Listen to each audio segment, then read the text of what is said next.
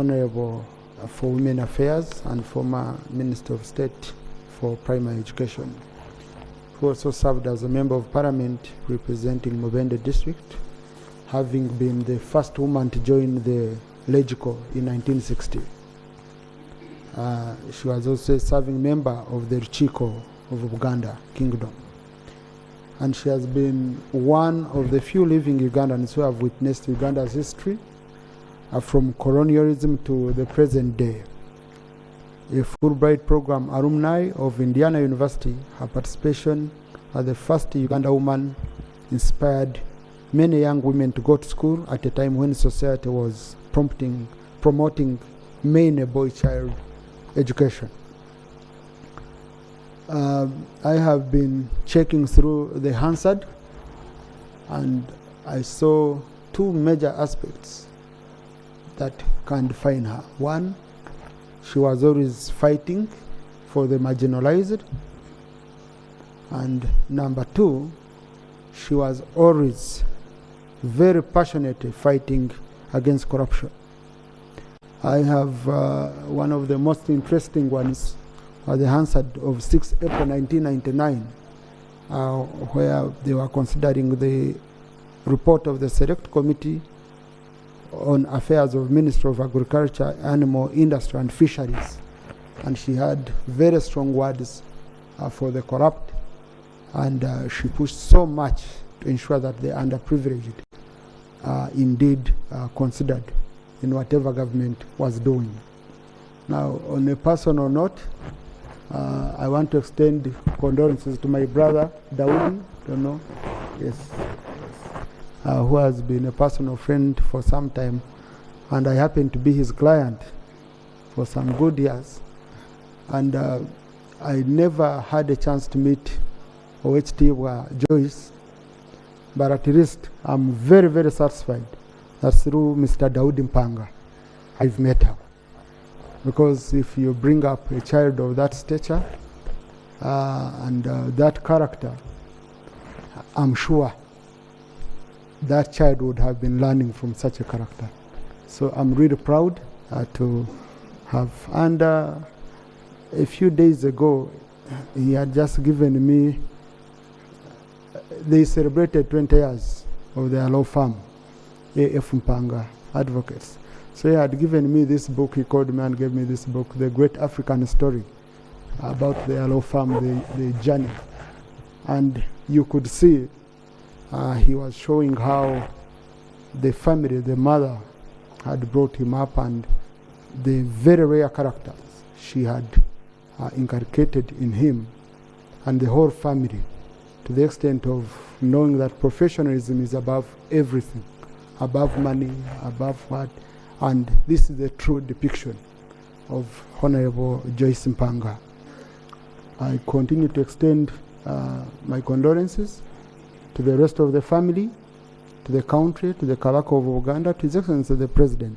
And I really want to thank him for granting an official burial. This is a deserving one. I really want to thank His Excellency the President.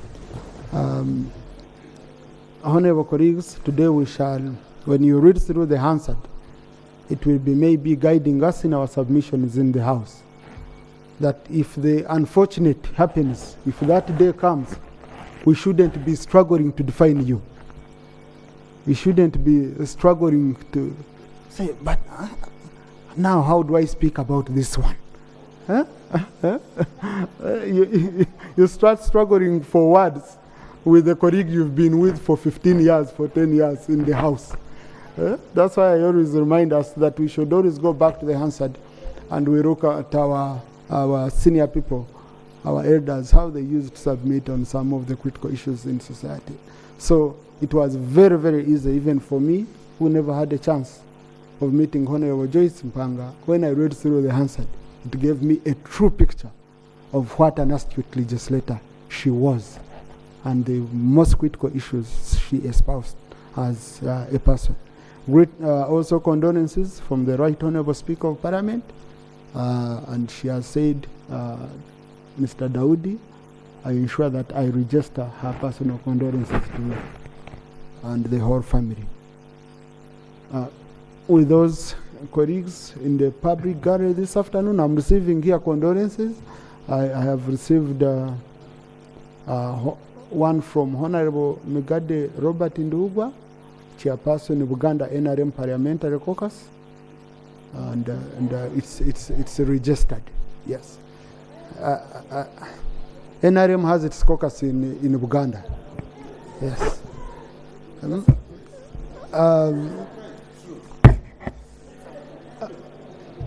Honorable colleagues, on the technical, please, honorable colleagues, the late Honorable Joyce Mpanga never used to react that way. Okay, so we better go back and know how she. Today is our day. Let's reflect her image at least here. Okay, let's do that. Honorable colleagues, on the technical bench this afternoon, we have immediate family members. Mrs. Naomi Hamilton, a sister to the late. Dr. Florence Cassidier, a sister to the late. Owestibwa David Mpanga, a son. Dr. Fiona Mpanga, daughter-in-law.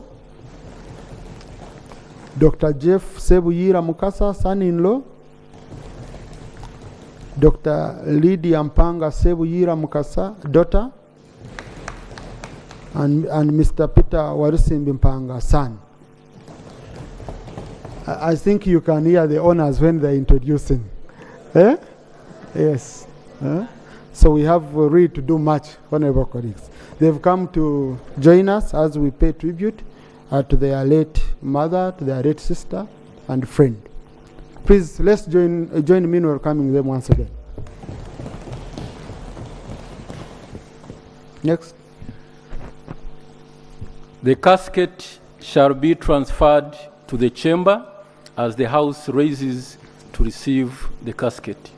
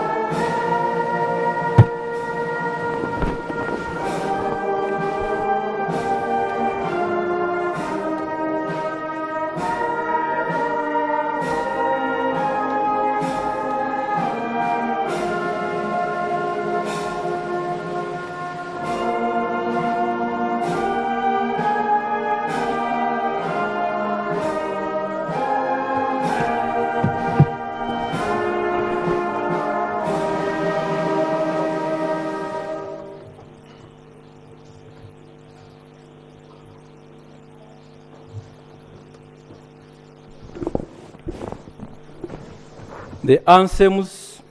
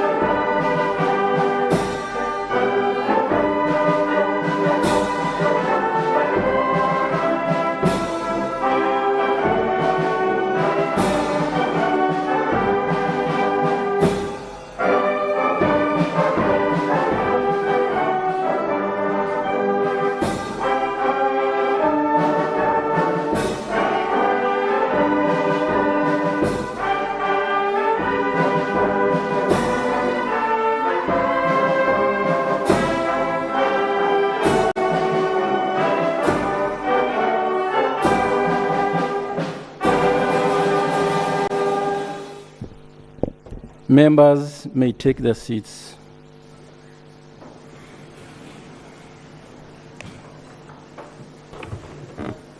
Next item. Laying of wreaths.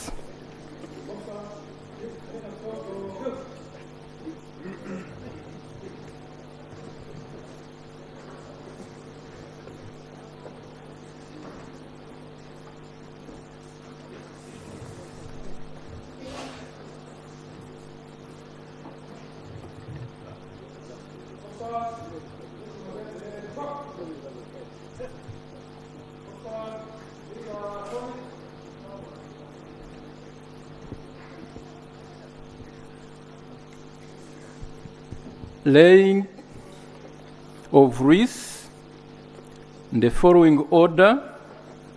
First, the Right Honorable Speaker.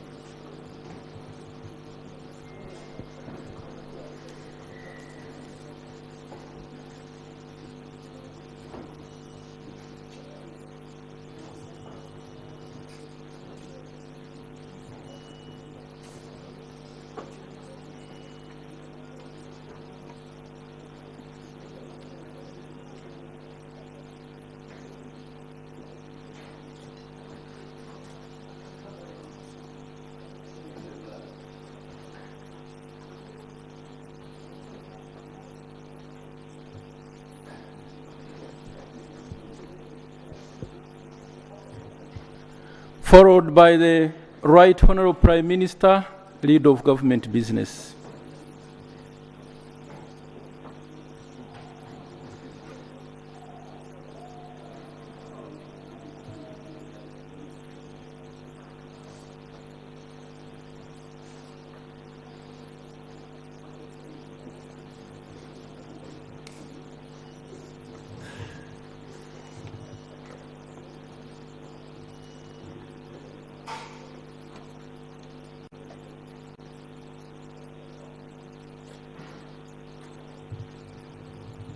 The Leader of the Opposition in Parliament.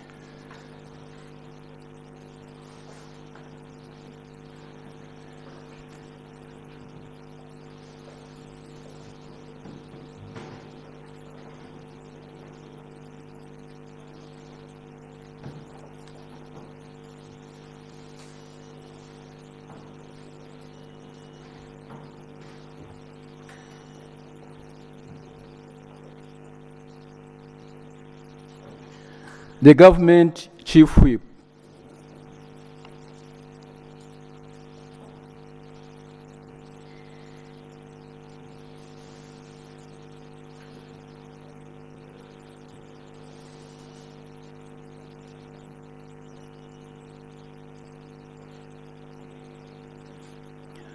Honorable J.C. Muyingo, Minister of State for Education.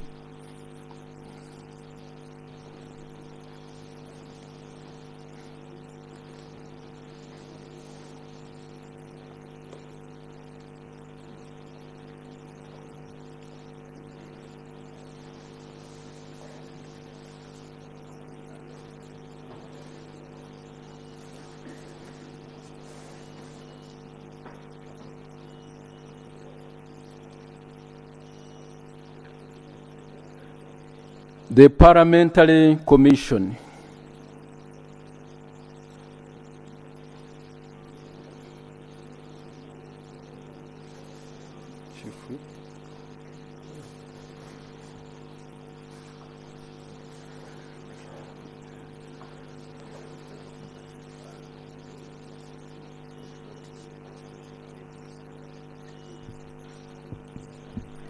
A Chief Opposition Whip.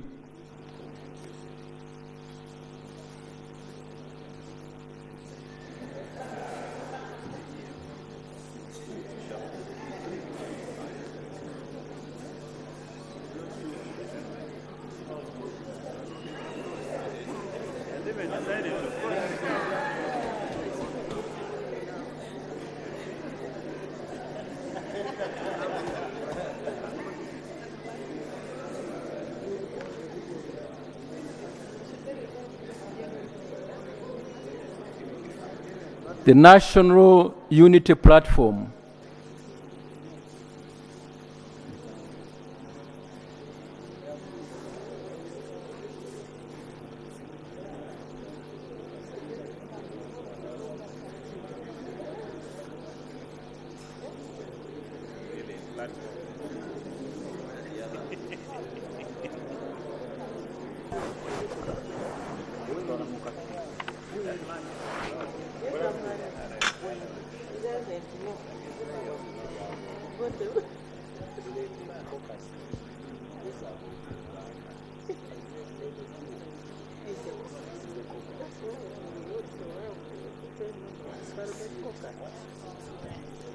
A Forum for Democratic Change.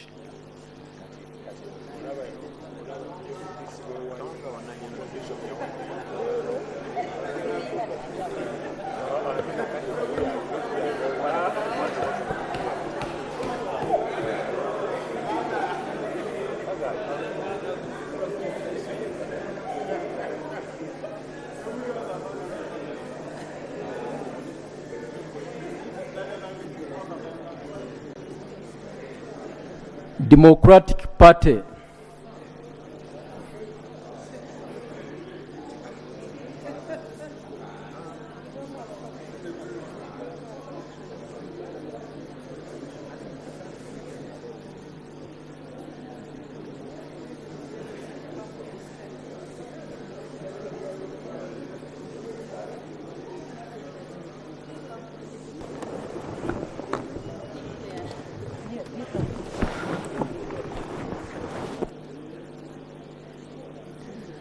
Uganda People's Congress.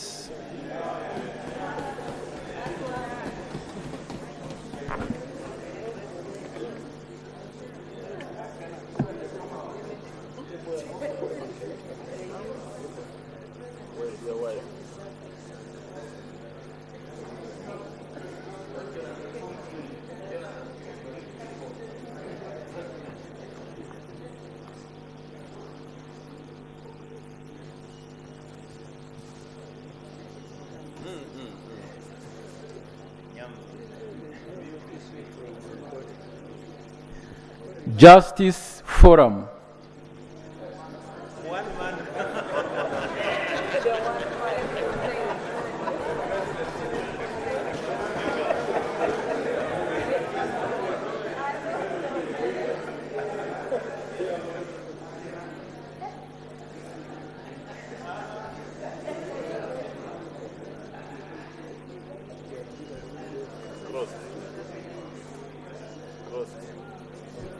People's Progressive Party.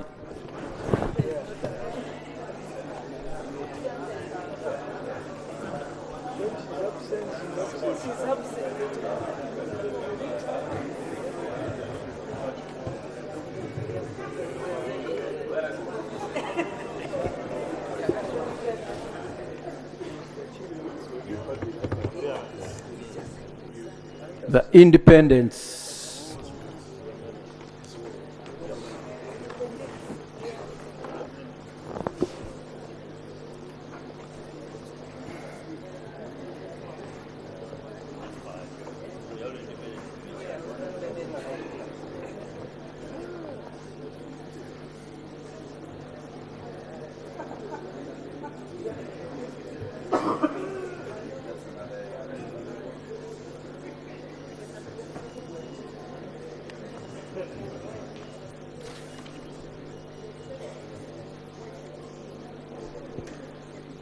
NRM Parliamentary Caucus.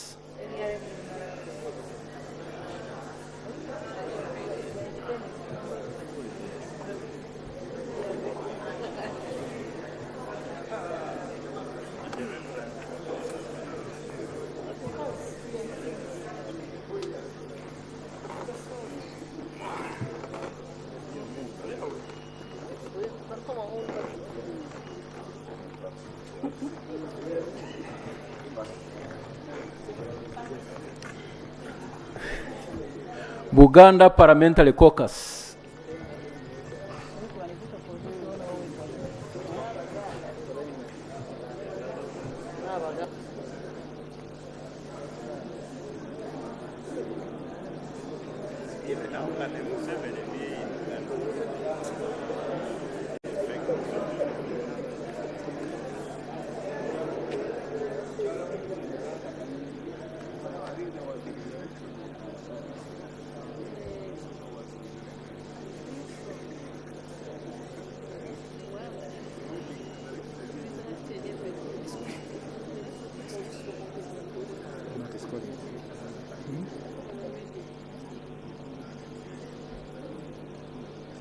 Buganda NRM Parliamentary Caucus.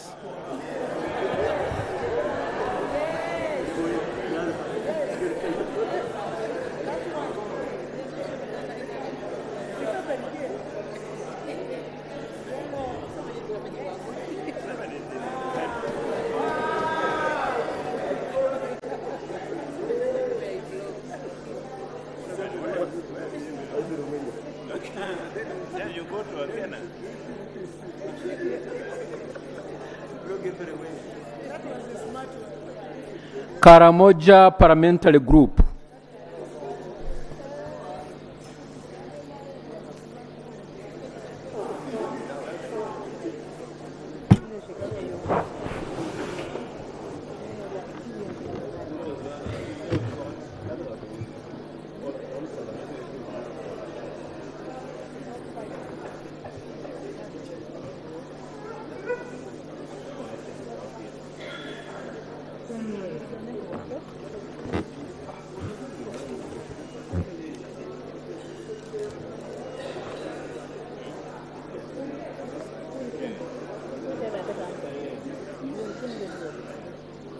Bunyoro Parliamentary Group.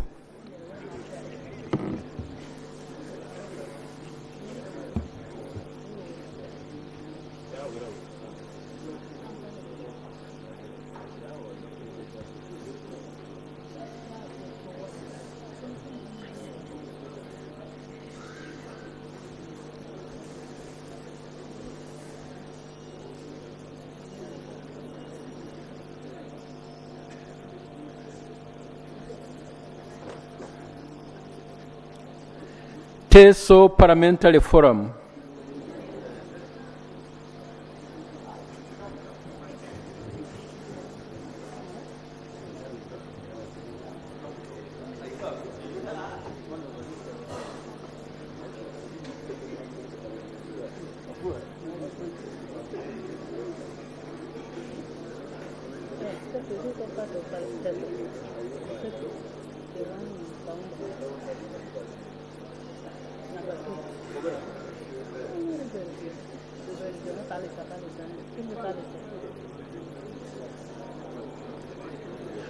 Wooked Parliamentary Forum.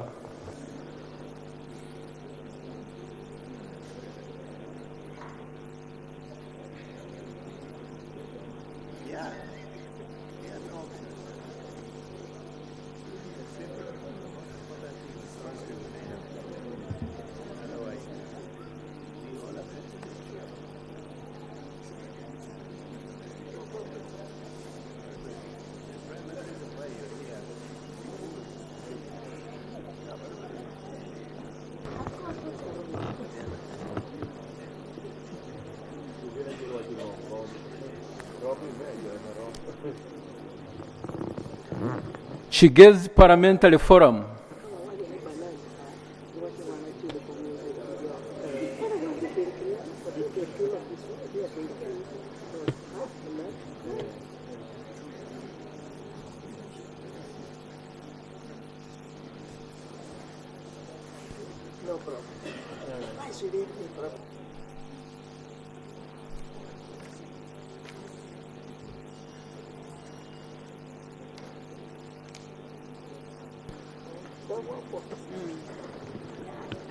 Busoga Parliamentary Caucus.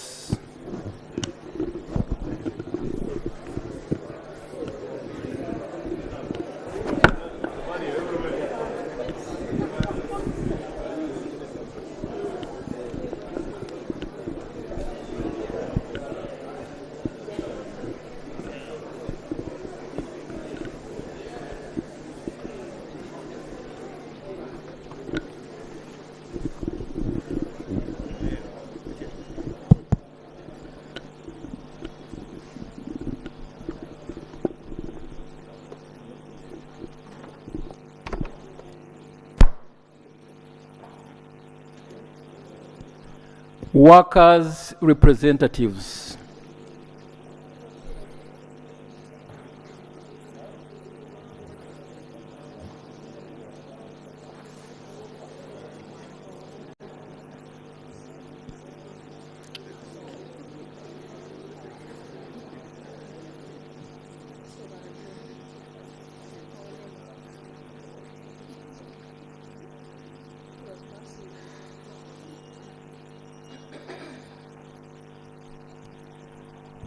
Lastly, Pan-African Women Organization.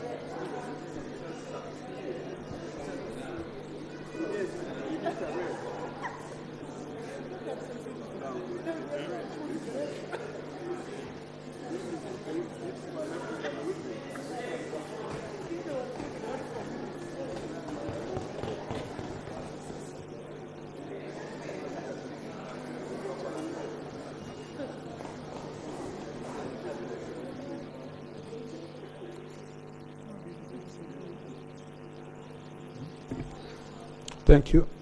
Now, honorable colleagues, these lists, you record them with the office of the clerk. It's not that we just think about all regions and you have parliamentary groups.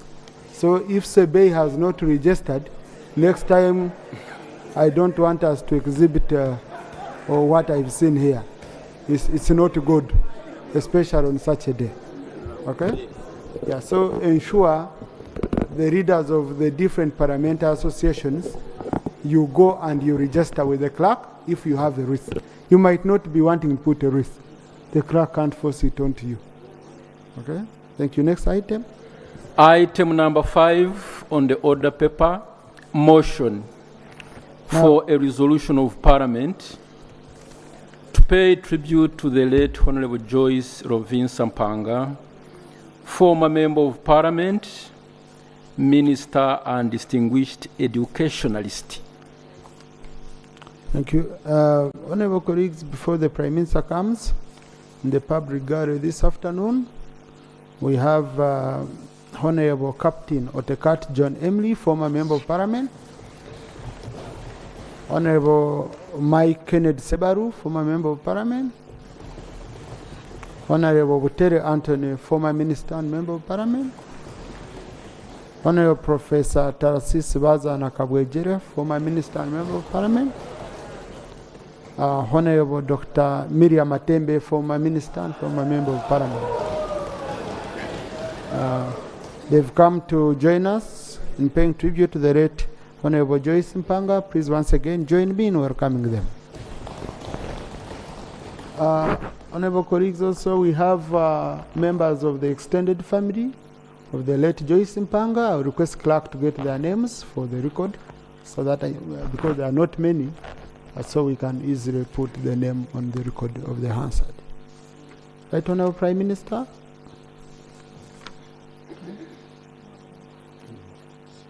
So right, Honorable, just let me disturb you. I also do this quickly. Sorry.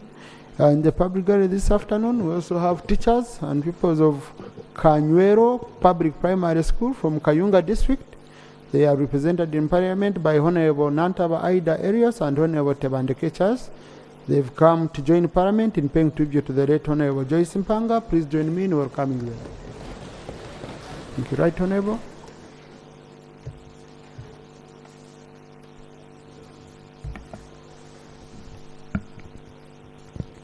Right, Honorable Speaker, motion for a resolution of Parliament to pay tribute to the late Honorable Joyce Rovin Sampanga for her dedicated service to the Republic of Uganda.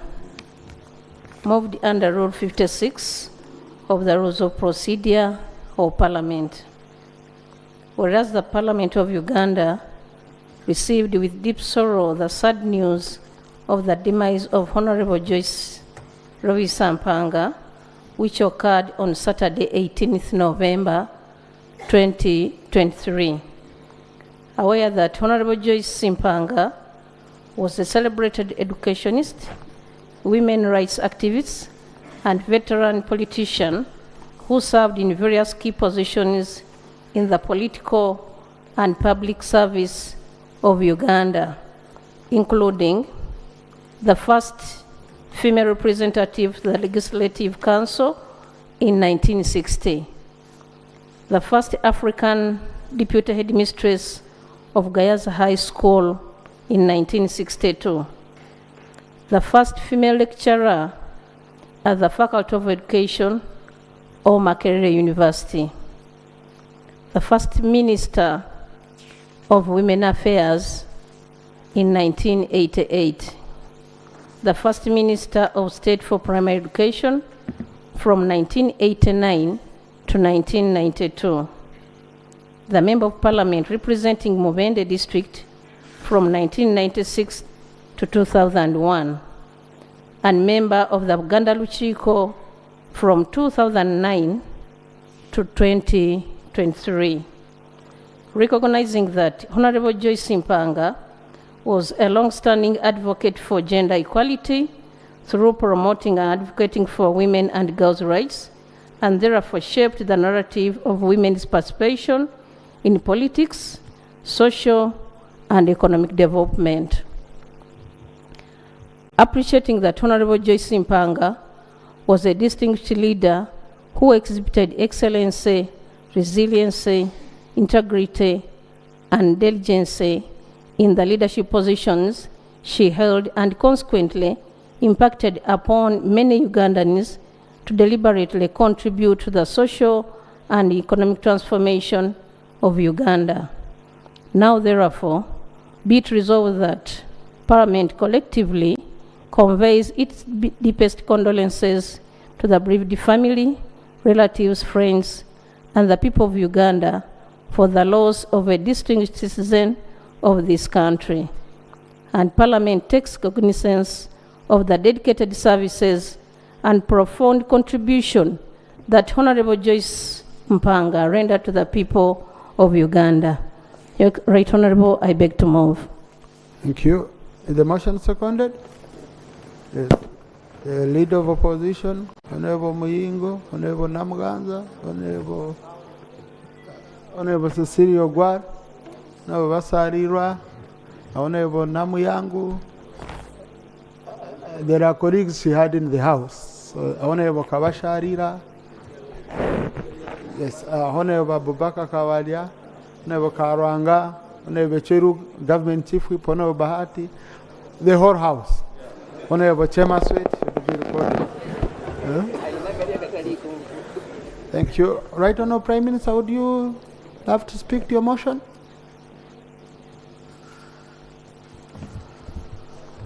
Right Honorable Speaker and Honorable Members, Mpanga, who was a renowned educationist, women's rights activist, community worker, and a veteran politician, among the few outstanding women who served in the Legislative Council, LegCo. Honorable Speaker, Honorable Joyce Mpanga was born on 22nd January 1933 in Kasanda District, which was by then part of the Greater Mubende District. She attended Indeje High School, which was later demoted to Nalinya Rwantale Primary School. She then later transferred to Gayaza High School in 1946, where she also served as a head girl. In 1958, she graduated from Makerere College University, the present-day Makerere University, where she was awarded a Bachelor's of Arts degree, having studied history, geography, and English. She later went to the University of London for a Bachelor of Arts and Indiana University, Bloomington for her Masters of Science in 1962. the late Joyce Simpanga became the third girl in East Africa to attain a university degree and the first Ugandan woman to win a U.S. Fulbright scholarship, which inspired a lot of young female to strive for admission at Makerere University and later thought affirmative action at public universities. The late Joyce Simpanga began her professional career in the education sector as a teacher at Makerere College and later also as a deputy headmistress of Gayaza High School in 1962. After the National Resistance Movement took over government in 1986, Honorable Joyce Simpanga became Uganda's first Minister of Women in Development in 1988 and then State Minister for Primary Education until 1991. Right Honorable Speaker, in 1996, Honorable Joyce Simpanga contested for Member of Parliament and won to represent the people of Mubende district. She served her people with dedication during her term from 1996 to 2001. She was a dedicated leader, an advocate of women equality, who diligently served her country. Her enduring dedication to public service was further evident in her role as a member of the Buganda Kingdom, Luchiko, where she continued to advocate for the interests of her community. In 2019, she authored a book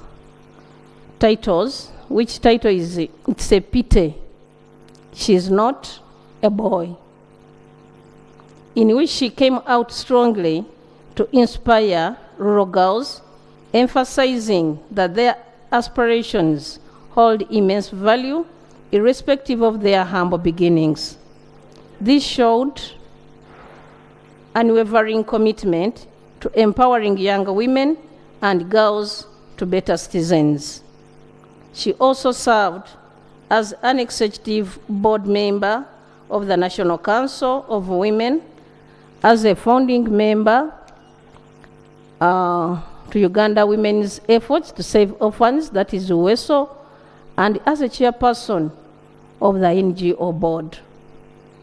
Right Honorable Speaker, late Simpanga was a wife to Andrew Frederick Simpanga, who by the time of their marriage in 1965 was the Attorney General of Buganda under Kabaka Mutesa II.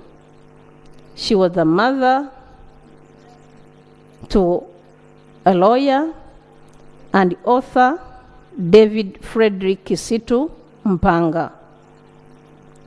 Peter Mpanga, a former private secretary to the Kabaka, George Mpanga, a poet and a podcaster living in the United Kingdom, and Lydia Ann Zawede Nabitalo Mpanga Sebuyira, an assistant professor at the University of Washington. Other children include Nava Eva Naluyimba, Stephen Iwaswa Mpanga, Grace Joyce Nakato Mutesa Sira, Edward Iwaswa Senoga Mpanga, Michael Kato Mpanga. Right Honorable Speaker, I beg to submit. And we extend our sincere sympathies and deep condolences to the family, relatives, and the country at large. May her soul rest in eternal peace. Thank you, Right Honorable. Second as now Leader of Opposition.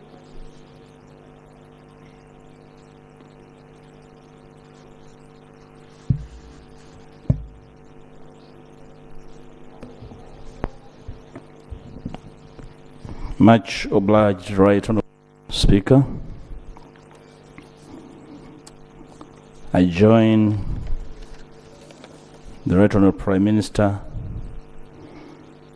in seconding the motion, paying tribute to the Honourable, the late Honourable Joyce Lovis Ampanga. Right Honourable Speaker,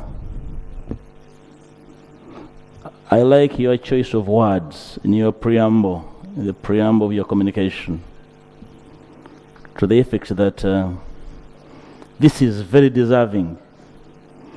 Of course, the Speaker has been around long enough to know that probably deserving has qualifications, and therefore some people are more qualified than others. So I join you in that agreement that actually this was really most deserving.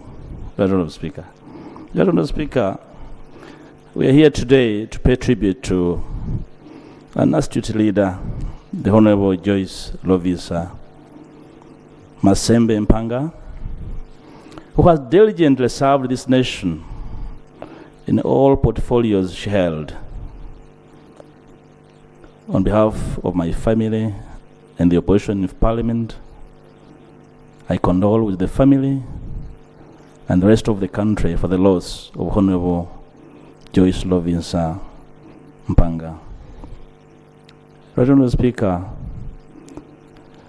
for her legacy and great contribution to our nation, the opposition in Parliament has elected to momentarily return to the House for this special sitting,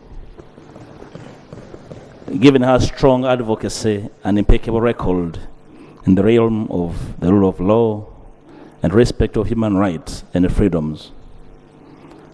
I have used the word momentarily on purpose because then after we shall safely return to our clean bunkers until further notice.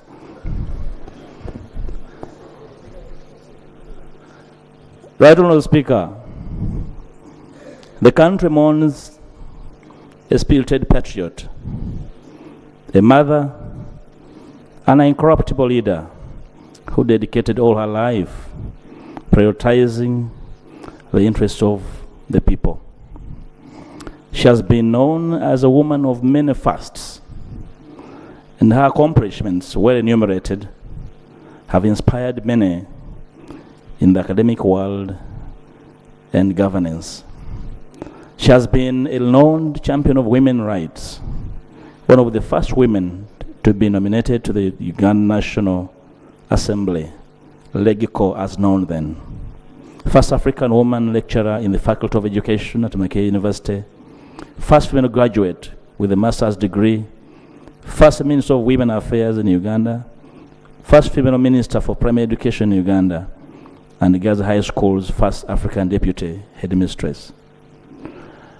Right Honourable Speaker and colleagues, Honourable Mpanga's contribution to Uganda's education sector and development cannot be discounted. She has served in different capacities in the education sector, rising from a classroom teacher to become a minister. She used this time and space to advocate for specifically girl child education. We shall remember her for her candid advisory to Mr. Museveni on the management of the sector, to wit, the management of universal primary education, and also the appointment of Mrs. Museveni as the Minister of Education, and of course the non-regulation of school fees in private schools. Right Honourable Speaker, owing to the decline in the rule of law, which characterized the post-independence era, Honourable Mpanga left for England in exile a year after the attack on the Lubiri in 1966, and only returned to Uganda in 1972. While in exile, she switched back to her career as an elementary school teacher. Honourable Mpanga, in her memoir titled, "It's a Pity She's Not a Boy," she recounts the impunity that consumed and engulfed the 1970s regime, and how politicians often got drunk on power at the expense of the people they served. And I want to encourage you, Right Honourable Speaker, members of Parliament, to fall in love with reading and not read history for the sake of passing exams, but for knowledge as they are at the service of alma mater. She writes about a military officer who was the finance minister at the time, with all powers to authorize foreign currency exchange. She was in dire need of forex to evacuate her husband, a former Buganda Attorney General Frederick Impanga, for specialized treatment. The minister unfortunately summarily declined the application, and a few months later, Mr. Impanga passed on. It is such injustices that motivated some individuals to take up arms under the guise of liberating the nation in the 80s. In that regard, the deceased has been a key pillar in the process of democratizing Uganda. Sadly, like many, as we speak today, all efforts to democratize our country are being undermined by the incumbent rulers through unconscionable amendments to the Constitution, impunity, outright disregard of the rule of law. Right Honourable Speaker and comrades, members of Parliament, I want to remind you that some of the very crucial things that prompted Honourable Impanga to flee to exile are in existence today. The enforced disappearance of our people, political persecution, and gross rights violations, which have again forced our countrymen and women to flee for safety. Until we address some of these issues to democratize our country, it's not yet Uhuru. Right Honourable Speaker, we recognize this granddaughter of this our motherland for her invaluable contribution to the restoration of traditional institutions. She will be remembered for her selfless service to His Majesty the Kabaka and the people of Uganda. Right Honourable Speaker, I'm a beneficiary out of her mentorship. You know, mentorship, the best form of mentorship is by role modeling. You don't need a board in front of you. And to some of us, loyal servants of His Majesty, she was a role model. People like the Honourable Muyingo, with whom we served, will attest to the fact that she was loyal. And we owe her.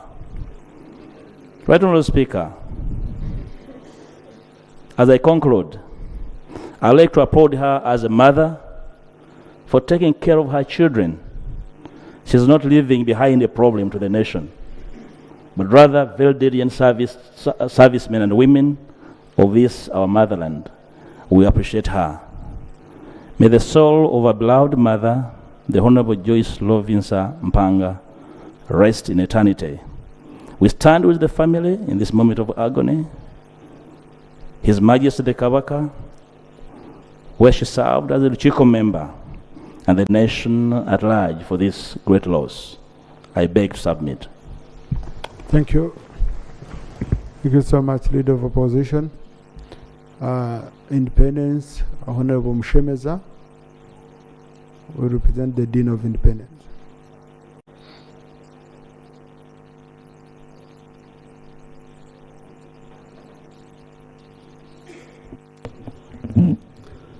Thank you, Right Honourable Speaker. I support the motion to pay tribute to the late Honourable Impanga.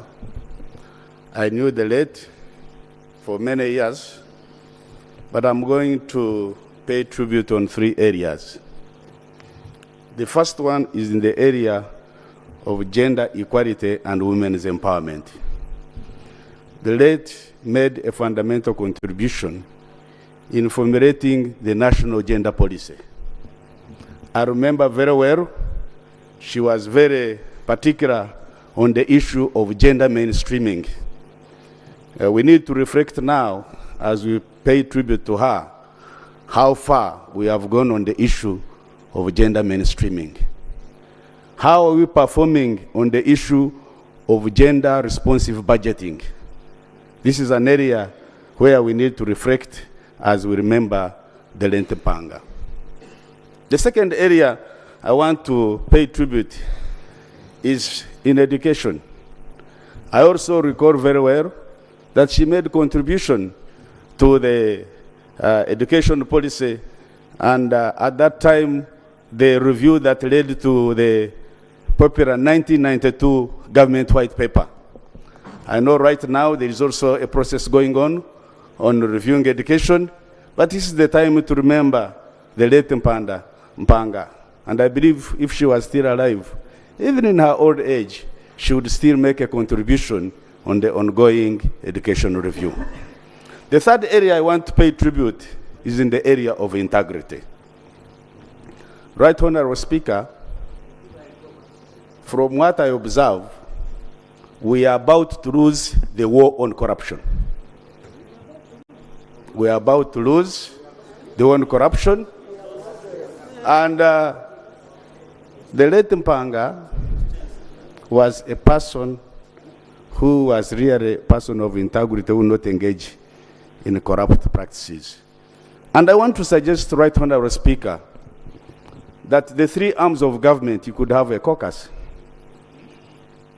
I remember at the time of the term limit debate, I made a suggestion at that time that the three organs, the top leaders, could caucus, because there was a debate whether we should go for a referendum on term limit. Yet the Constitution was very clear that there is the issue that would be handled by Parliament. My wise counsel at that time was accepted. I want again to give a wise counsel that the leadership of Parliament, the leadership of the leadership of judiciary, and the executive have a caucus behind the scenes and talk about the issues of corruption. Because in my assessment, we are about to lose the war on corruption. As we remember the late Mpanga, a person of integrity, a person who would not take a bribe or who would not engage in corruption, this is the time to take these matters seriously. It is not enough to say we are going to fight corruption. We need to really to take the bull by its horns. May the soul of the late Mpanga rest in eternal peace. Thank you. So, honorable colleagues, I'm going to open up debate. In opening the debate, I will start with 4 people. First 4 people. 1, Honorable Muyingo. Then I will add on the 2 members of Parliament who are with her, with the late Joyce Mpanga in Parliament. I know Honorable Cecilia Ogwar and Honorable Naume Kawasharira. If there is, and Honorable Namuyango, I'd forgotten, yes. Then the member of Parliament, area member of Parliament for Baga, where she has been, Honorable Abubakar Kawadia. Then I will open to the rest. Now, honorable colleagues, I would request, I don't want to start cutting you off, but be conscious that there are other colleagues who want to submit. Okay? Yeah, so just be cautious. The moment you go beyond, that's when I will interrupt you. Honorable Muyingo. Thank you very much, Right Honorable Speaker. Right Honorable Speaker, I stand here to support the motion to pay tribute to Oweekitiibwa, the late Joyce Lovinsa Masembe Mpanga. Right Honorable Speaker, the cruel hand of death has robbed this country of a distinguished educationist, a great parent to many, a teacher, a role model, a performer. As you may have heard from the message that came from the Prime Minister, after she had completed her primary education in Nalinya Rwantale, which is in Luwero district, she went to Gayaza, where she was elected head girl for 2 consecutive years. This is not it has not happened to anybody before, just because of her great performance. Right Honorable Speaker, many of us in the education sector, she has been our role model. Many of the policies we have in the education, in the Ministry of Education, she greatly contributed. Greatly. She wanted to see every child in Uganda of school-going age go to school, stay there until one completes the education cycle. When you read what she left behind, she really is right that we recognize her as a distinguished educationist, a distinguished parent, a great teacher who inspired many of us. I'll tell you, I followed the late very closely, especially when she joined the Ministry of Education. She has always used, even after here, she has always used a parliamentary language. I don't remember a day when she used insulting, abusive words as it happens these days. We shall remember her as a distinguished educationist, a charitable person, and a strong advocate of gender equality, inclusivity, a pioneer of the affirmative action interventions, as you heard, in admitting female students at Makerere University and other universities, as you can see now. Those days, it was just 1 or 2. And of course, you remember that she was a member of the National Council of Women, which, among others, lobbied the Odoki Commission about women's representation in Parliament and lower local government councils. Many of you, the ladies here in this house, this is something you should not take lightly. If it was not for her, life would have been very different. Right Honorable Speaker, while all of us are mourning, I want in a special way to extend my sincere condolences to Owekitiibwa David Frederick Kisitu Mpanga, your siblings, and the entire family. May God protect you, comfort you in this very trying moment. May her soul rest in eternal peace for God and my country. Thank you, Honorable. Honorable Cecilia Ogwa.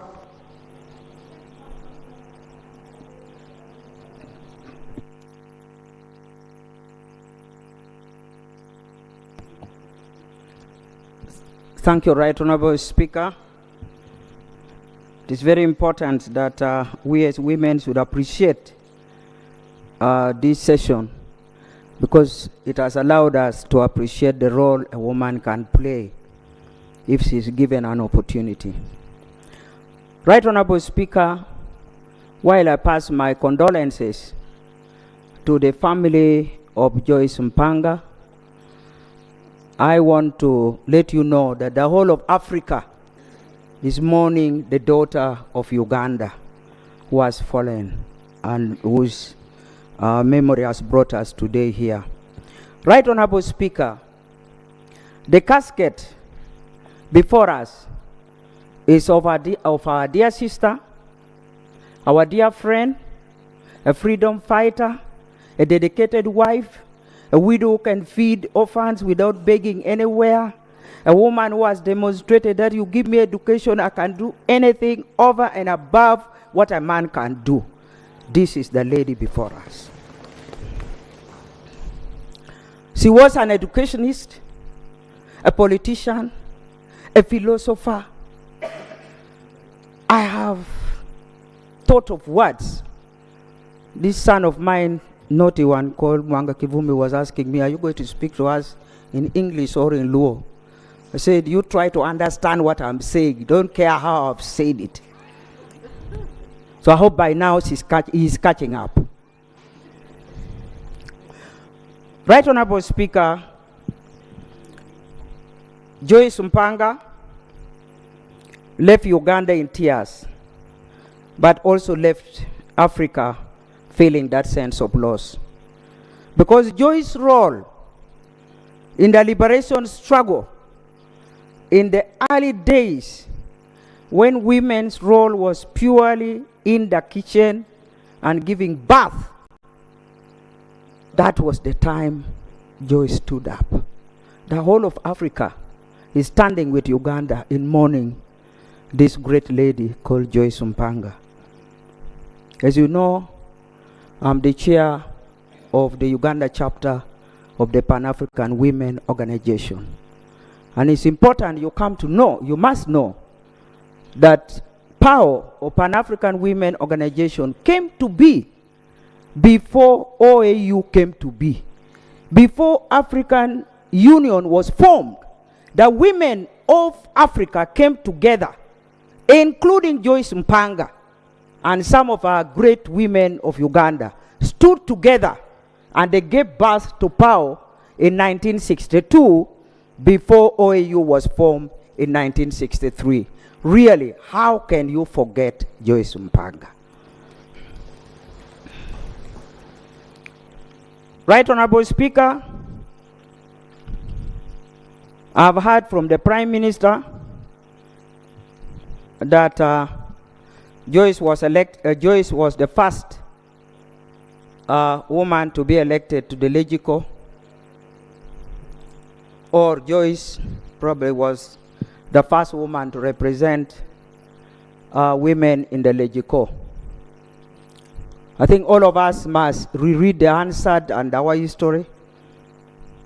My own understanding is that Joyce was elected in 1960. Joyce was elected in 1960 when Legico was elected in 1957 or 58. The process started in 57. And so the Legico was is already established in 1958, and there were women there. And you know very well that our own daughter, Florence Lubega, was one of the ladies by election in that Legico. So I just want us to understand a little better, because that's why when government is celebrating heroes of Uganda, they forget these giant heroes.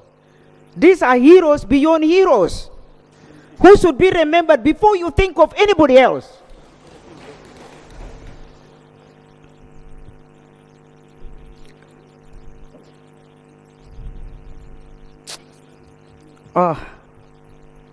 So you talk about heroes in Uganda. I'm urging the Prime Minister and the government, please remember those women. They were already bashed by the tradition and culture. They suffered.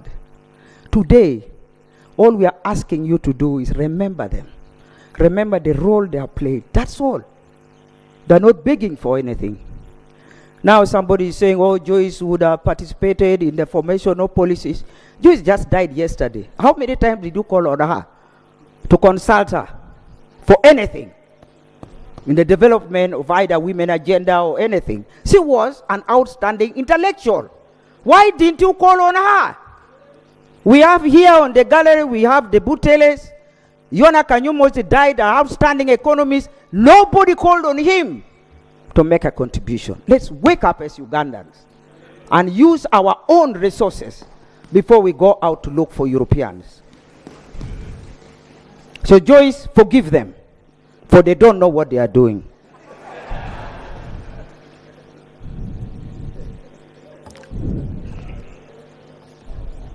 I want to enrich your history. Some of you look at us with a lot of envy and say, this is one of these ladies who have been in parliament for one of the longest serving women. And you think it is something to enjoy. It's not. It is a journey of pain. If you are really a woman, it's not business as usual. It's a journey of pain. It's a journey of pain. It's a journey when your husband has demand on you, a journey when the children has demand on you, a journey when a fellow woman is fighting you, a journey when everybody is against you. But you have to stand up and prove you are stronger than the men who are fighting you. Joyce, thank you.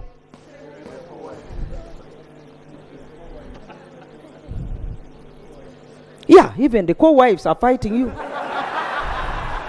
And the stepchildren are fighting you. Even those who DNA may not match with their husband.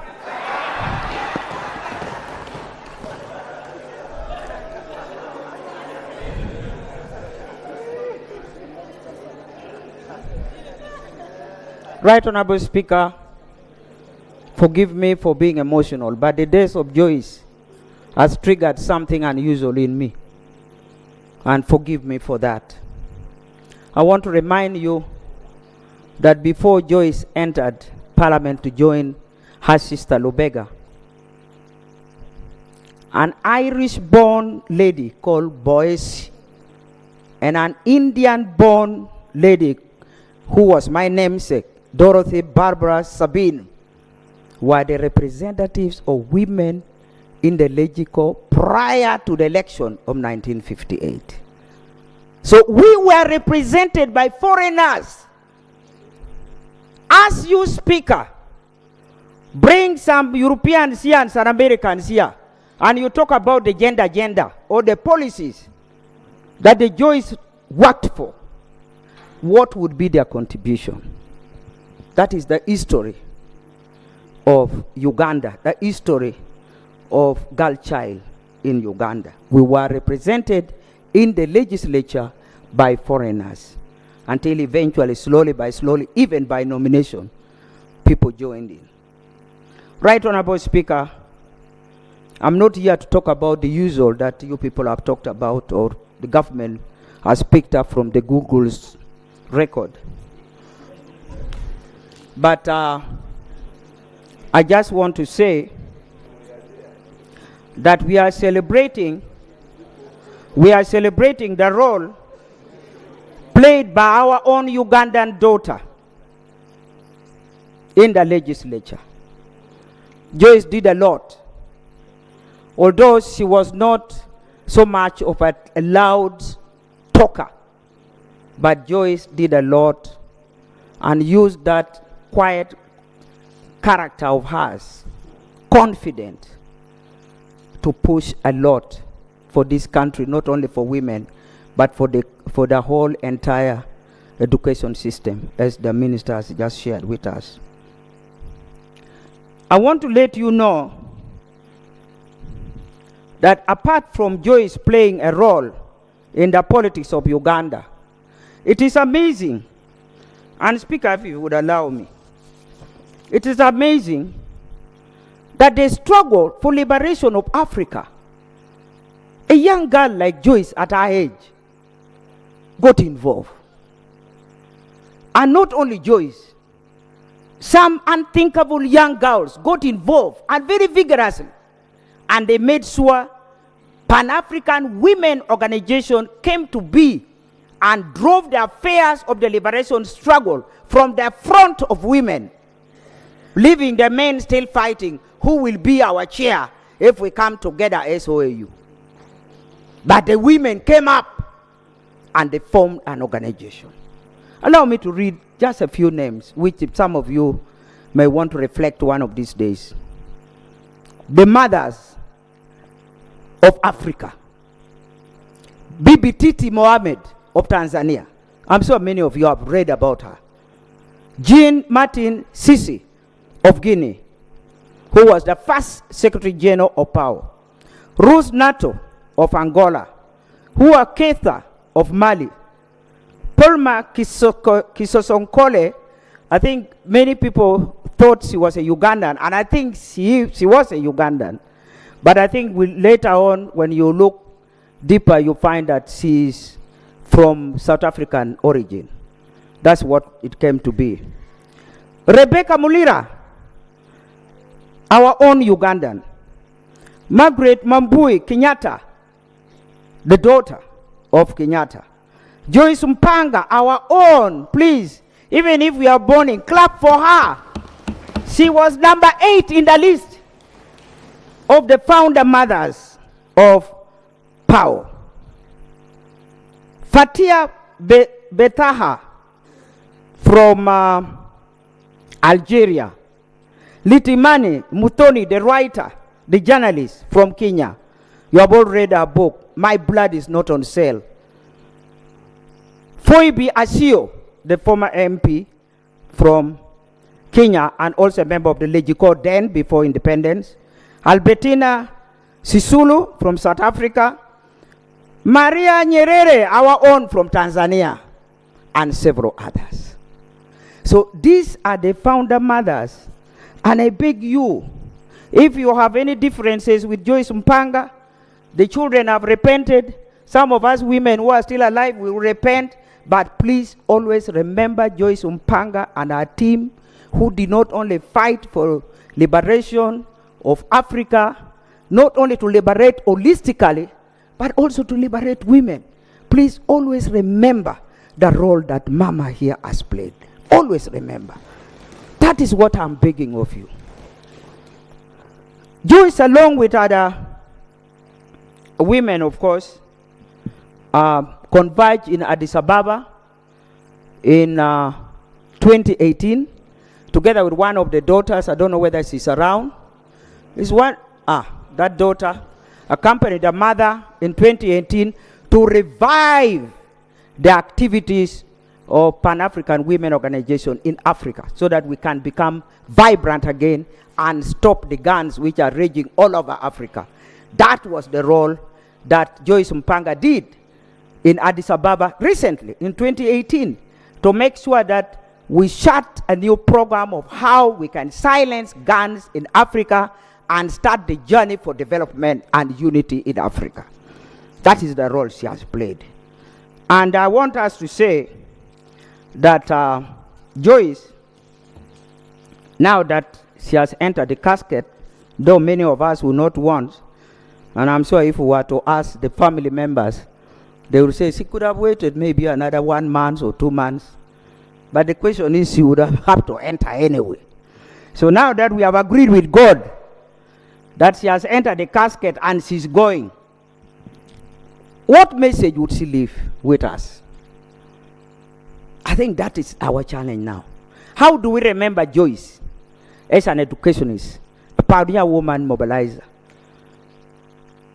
a distinguished teacher? How do we remember her? I would want you to remember that Joyce Mpanga, the husband dying and leaving her young, and she was able to rear those children whose names were read. Really? I'm sure you heard. And you ask yourself, Speaker, you are young. God forbid, if your wife were to leave, let's just pray it will not happen. I'm giving it time. Young as you are, or my son David here, the wife decide to go, and we wait for 20 years or 30 years, and say, now give us your accountability. You will hear, he married this one, then left 2 children, then I...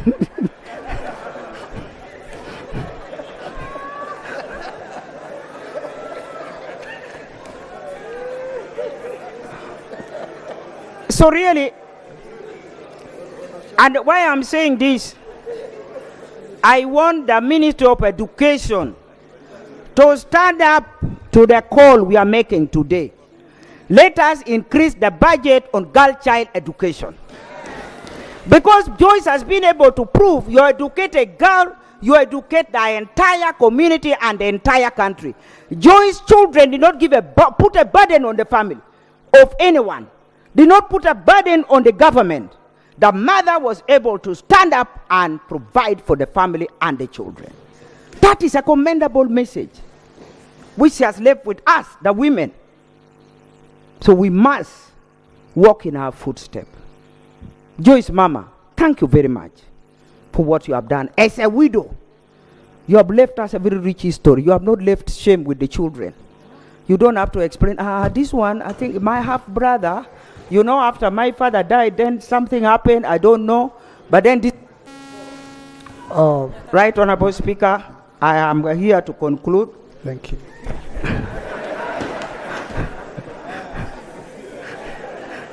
I stepped on the live wire, I didn't know. But take it or leave it. Fellow mourners, The title of the book of our dear sister here is it sad news? Is not a boy, whatever it is. But I want us today to change that story. And I wish the family could agree. The second edition must start from today. That it is a blessing Joyce was a girl. That is the message. It's a blessing Joyce was born a girl. That is the message I want to leave here today.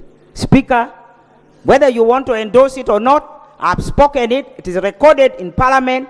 It is a blessing that Joyce was born a girl.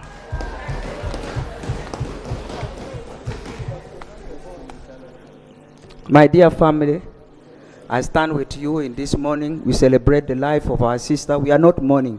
We are just celebrating her rich life. And we hope that the Lord God will lead us in that path, which is difficult to walk, but we will all try. May God bless you all. Thank you.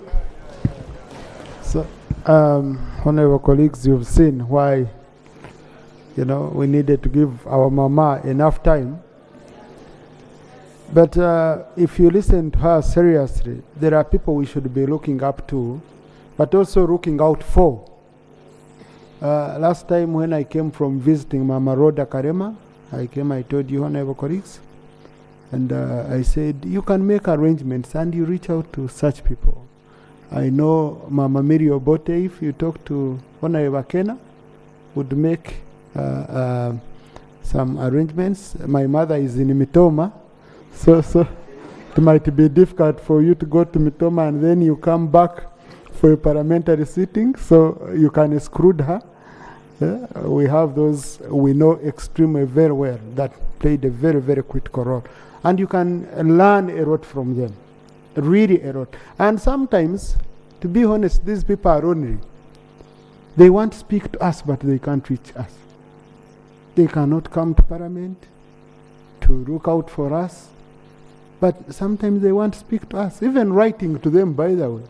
I saw, Father Grams? Yeah. Saying, he's looking for letters, just hearing from you. But above all, we would learn a lot from them. So I would encourage you, Honorable Colleague. And also, I usually move around. Most of the people who are reading books, they are carrying foreign books. Books of, And when you read books of such people, they are very, very great books. So I would really encourage you. And Mama Syria, thank you. Thank you very much. I really want to appreciate you. And I associate myself with the statements that you've made here. Honorable Namuyangu, and then Honorable Naomi Kabasharira. But honorable colleagues, for you don't have that. So you don't have that privilege of Mama Cecilia, so please. Thank you, Right Honorable Speaker. Right Honorable Speaker, on behalf of the people of Chibuku and the people of Bunyoro, where I'm deployed as a minister, I register our heartfelt condolences to the family, to the country, for the loss of yet another great daughter of Africa. Right Honorable, when I joined the Parliament as one of the first youth MPs, I had an opportunity to work with great women like Mpanga.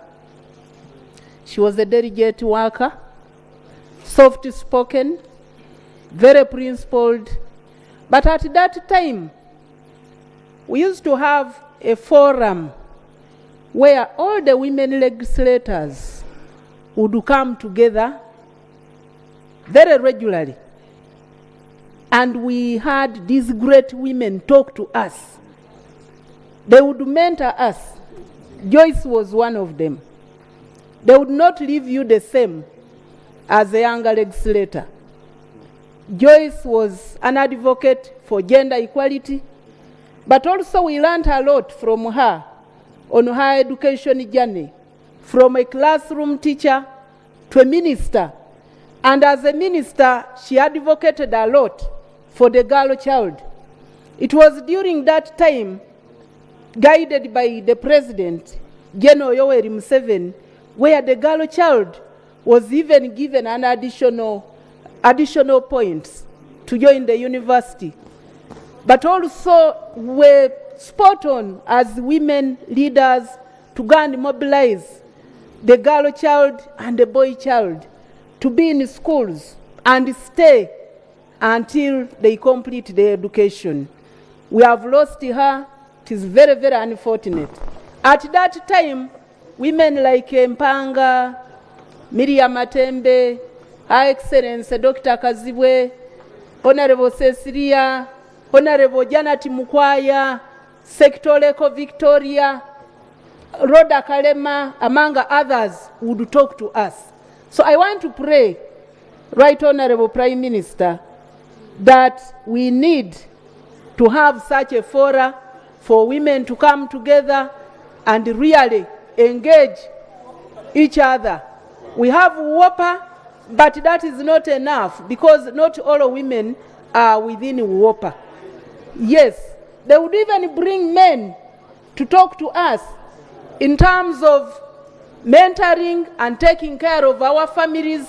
And I can assure you at that time, you do not have breakaway families because they would talk to us how to mentor our families, how to maintain the constituencies, how to serve the country. And indeed, I want to confirm that Honorable Joyce Mpanga was one of the transparent leaders at the time.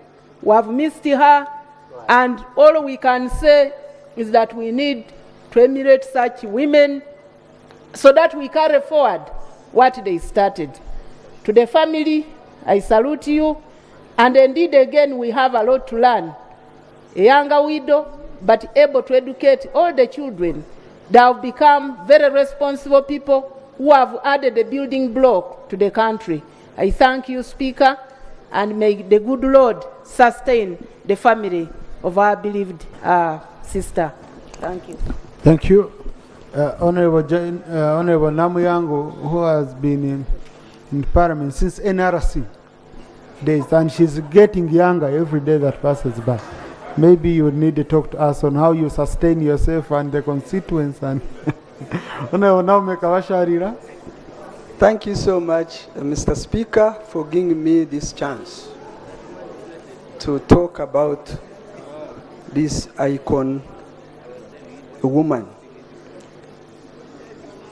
Mr. Speaker, I learned about Honorable Joyce Mpanga's days when I was in the constituency. When I came back on Monday, I waited to see the program, whether she would be brought, at least for us to have a chance and talk about her. It was not coming. Then I said, what is happening? But later on, I think it was today morning, I saw that, yes, no, last night, that she will be brought. And it became clear this morning that we shall talk about her. I therefore want to thank the President for giving us this chance and also honoring her to be brought to Parliament, to be her death to be honored and also recognized as an important person of this country. Mr. Speaker, you said it well that you read in the Hansard about what she did. You, of course, through the Sun knew about her. But me, I had a chance to interact with her physically and work with her closely in this August House. And I must say that I benefited a lot. Like my previous speaker said, Jennifer, that she mentored us. Actually, she was the founder of WOPA for this Parliament. She was a founder member of WOPA. And at that time, we would really meet regularly as women. And for us who were young, they would mentor us, as she said. But singularly, one time, she called me aside because I came, I was young, I was not a youth representative, but I was representing Ntungamo as the first woman MP, but young after school. So I think maybe they would look at us and say these girls need to be maybe given a good direction. So they were very protective. Yes, they are very, very protective, living with these old men. And so one time she called me and gave me a good, she was soft-spoken, very soft-spoken, but to the point. You would really take her word once she talks to you. So she told me that now it is time that you think about getting married. But be careful. Look for the right person. Because when you are in politics, it is at times difficult for these men to look at you. But depending on how you handle yourself, you will manage. And when you get there, you know you should learn how to balance politics and family, so that you don't lose. If you don't do it properly, you might lose one, and actually, or both, but one mainly. So I really attribute that to her as a person who was fighting for girls. In her book, Apite, She's Not a Boy, it has a lot to talk about how women were regarded in public. Even today, how women are regarded in public. You know, when you are bright and sharp like her, people would say, I wish the father had gotten her as a boy. You know, as if when you are a woman, you are not performing like a man. They always refer, I wish she was a boy. I wish this one was a boy. I think in her book, she somehow wanted to tell you that even women can do better in whatever area they are. And she actually practiced it. Because she, they said, she was the first in everything. And she managed. And she fought very hard for other women to emulate. Mr. Speaker, she stood to be a member of parliament through a directly elected, no, not to be a member of parliament, to be a CA delegate in Mubende. But she went into the constituency, which you people have called that those are men's constituency. That is, where are you going for? They ask. Even when I saw they were asking me, why are you standing in a man's position? I said, which one? The Constitution gives me the mandate to stand anywhere. Yeah. So, Honorable Mpanga faced it. Actually, in CA, because they were looking at her as a woman, they did not give her the vote. We actually missed to have her in CA just because of that, because she was even doing better that time. All that history of hers, of how she had performed, people could not recognize. They did not give her to come to CA, and she would have contributed a lot if she was there directly. So that one took her back to Mubende to come as a member of parliament in the 6th parliament now. Much as she was in NRC, she went for CA, they never gave her. Then she came as a woman, now a member of parliament in the affirmative action. And I want to tell you that the person whom they sent, I don't think he performed better. If she was there, would have done it better. Mr. Speaker, yes, I mean what I say. Yes. Mr. Speaker, Honorable Mpanga has left a legacy of success, both at the public and the family, for all of us women to emulate. Because, Mr. Speaker, when you listen to what the elder Cecilio Guara said, Honorable Mpanga proved that women's political and public participation does not lead to failures at family and private life. Because she took care of her family as a single person, as a single woman, a widow. And she looked after the family very well. As you, Ebre, said, that there is a renowned lawyer now in the name of David Mpanga. So it's a legacy that we cannot just rubbish. She mentored us when we were still young. She, in her book, it really explains the position that women are taken in this country. And I wish that to remember her, we should try hard to also, as women, mentor the young ones, so that we have as many women in politics as we can. And therefore, I also want to say that in the coming motion, if I'm allowed, which talks about one woman and one man to come and represent, should be accepted and this parliament, so that we downsize but we cater for the woman and for the man.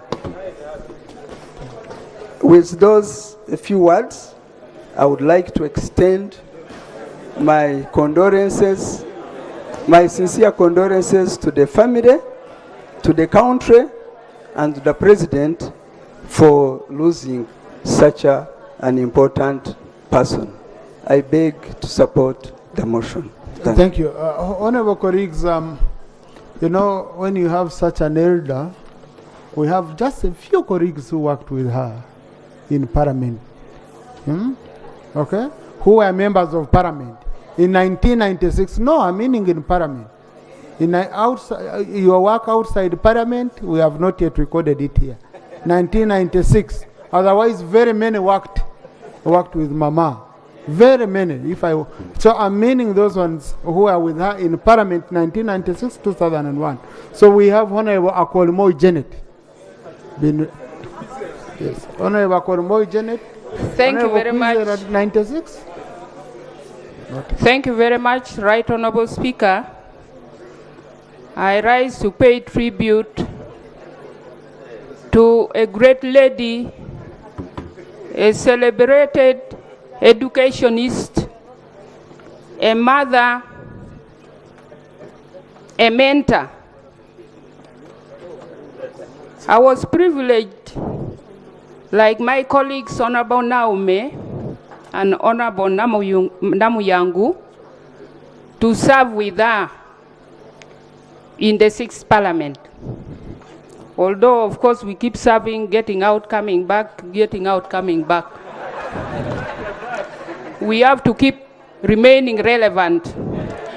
Right Honorable Speaker, I benefited a lot from the late Honorable Joyce Mpanga. When we came to this Parliament as young ladies, it was not so rosy the way it is now. Parliament was restricted to plenary. The other side where the speakers sit was Ministry of Foreign Affairs and Ministry of Constitutional Affairs. The speakers then used to sit where the accounts are now.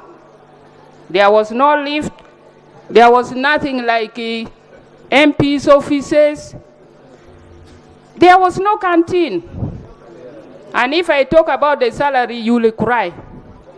But she mentored us. She taught us good mannerisms, how to behave when you are a member of parliament, how to interact with the elderly members of parliament. She was cool-headed. When you see some of us cool-headed, even in situations where there are provocations, it is because of her mentorship. And I can tell you the way my colleagues have said, the elderly women whom we got in the 6th Parliament mentored us. While she was talking about women's emancipation, telling us about good mannerisms, Honorable Matembe was telling us about being assertive and fighting for women's rights. The former Vice President, Dr. Wandera Kazibwe, taught us personal hygiene and group dynamics, how you are supposed to be when you are in a group. Then the rest of women also taught us many things. The Honorable Margaret Ziwa taught us girl guiding. We had girl guiding association in this parliament because a number of us were young. And by then, we were only 39 women representatives. The country had only 39 districts. The late was representing Mubende, and for me, I was representing Kotido, which is the current Abim, the current Kabong, the current Karenga, and the current Kotido. It was such a large district. So I'm also getting tempted in future, when that amendment by my sister comes, we need to look at it. We have lost a great lady, a great mentor, a great educationist, a widow who stood on her own and did not live shame. She has died at a time we needed her most. We needed her as our dictionary to take us through and tell us more about harmonious living. We have lost you, my elder sister. Condolences to the family. May your soul rest in eternal peace. Thank you. Colleagues in the public gallery this afternoon, we have family members of the late Honorable Joyce Mpanga. They include Miss Grace Mpanga Mutesasira, a daughter.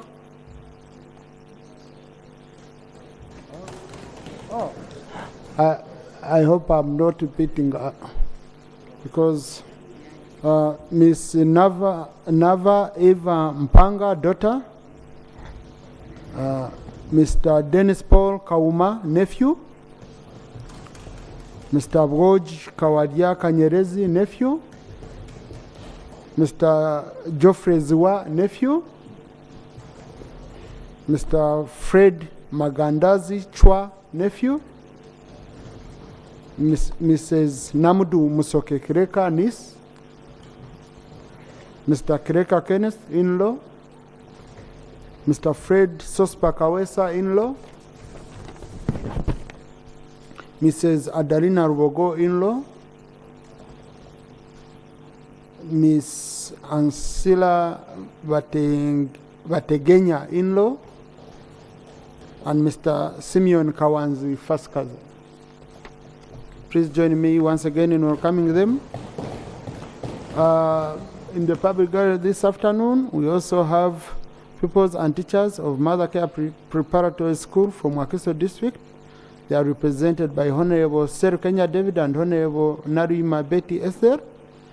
But on a special note, we have in one of our daughters, Namirimu Melan, the daughter to Honorable Nachimuri Helen, woman MP Karangala. So we want to recognize you. Please stand up for recognition. Thank you.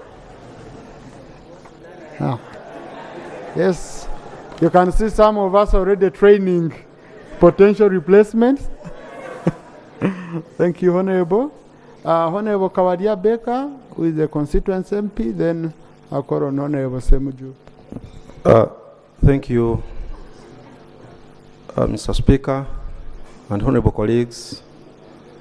I also stand here to support the motion of paying tribute to the late Joyce Mpanga. I'm speaking as the area member of parliament, but at the same time, I'm speaking as someone who has lost a sister or auntie. I come from the Nsenene clan, and that's where she also subscribes. The late had time for the young generation. I think as we've heard, very good things have been spoken about her. But what I remember about her is the time she always created for the young generation. I remember when I was a student at Makerere, would always invite her for most of the public lectures. And she always encouraged us on matters of leadership, most especially the involvement of ladies in politics. It is unfortunate, Mr. Speaker, that as we are speaking right now, the Committee of Presidential Affairs is handling a matter where some of our women MPs were manhandled by the security agencies that work at Parliament. She always protected the girl child. And I've heard some of her colleagues speaking on how she was very tough when it came to protection of women's rights. But my question is, those who served with her, do you always have time to mentor the young leaders that we have in Parliament? Because we have had complaints that those who served with her don't even have time to mentor the new generation. As residents of Rubaga, we have lost a nationalist. The Anglican Church have lost a serious citizen, most especially those who come from Lunguja, where she has been praying at St. Stephen's Church in Lunguja. The people of Uganda are mourning seriously, most especially those who agitate for the rights of women. We have lost a true leader who always stood by her words. Members, we are aware that we are in a generation where we have had elderly leaders change their words. Today they are speaking this, tomorrow you will hear them speaking another thing. We have had people speaking that she always maintained her words. The question goes to most of us, do we always stand with our words, most especially when it comes to violation of human rights? Honorable members and Mr. Speaker, sir, the late served her kingdom very well, and there is no single day where she missed the Ruchiko, unless if she was not in the country. She always attended most of public lectures, most especially those that concerns the rights of freedom and protection of the girl child. Right Honorable Speaker, when it came to rule of law, for a few of us who got time to sit with her, she always told us that, my young boys, I know you're facing a lot of challenges, but at least make sure that you do whatever it takes to fight for the Constitution. The time she was serving as a member of Parliament, when most of the laws were formulated, that at least for them they knew that whatever was being done at that time was going to be maintained. But are we maintaining what was formulated during their times? I'm speaking this as a member of parliament who always had time to visit her and learn a lot from her. Women emancipation was always on her mouth, and I'm glad that the former Member of Parliament, Honorable Miriam Matembe, is here. She's among the few leaders who have always stood at least to make sure that women's rights are being protected. We expect the elderly leaders also here in this house to do the same. Questions are always being asked in the public by the people of Uganda that indeed, do we have leaders who protect women's rights? Yes, I'm one of the leaders who are here in this parliament, well knowing that I'm going to serve for a certain period of time, I will go. As women leaders, do we always have time to mentor young leaders, most especially women? Or what we do is to make sure that we protect ourselves in those seats that we are carrying right now.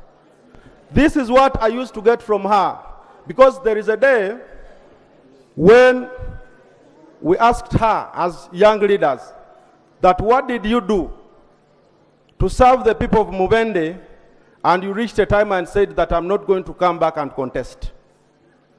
She said, as leaders, you have your time, but you must know one thing, that there are young people down there who are also ready to do what you're doing. So, as a member of parliament who was serving her, at the same time as the shadow minister for Kampala, I kindly request this August House that we instruct KCCA, where she has been residing, to gazette one of the roads in Kampala in respect to her service that he rendered to this country. May her soul rest in peace. Thank you, Right Honorable Speaker. Thank you, Honorable. I thought you were also going to say, I want for her example and serve one term and not offer myself again. So, but on the issue of mentorship, I want really allow me to protect my colleagues. Colleagues, mentorship is about you to know that you need to be mentored. People won't look out for you. I know some of us, we are even difficult to mentor. Some of us. I have sent one of the MPs whom I knew needed mentorship. I sent her to Honorable Cecile Ogwa. Attended one session. Said, I didn't come to school. I already know it. Yes. And she took off. She's never gone back. Okay?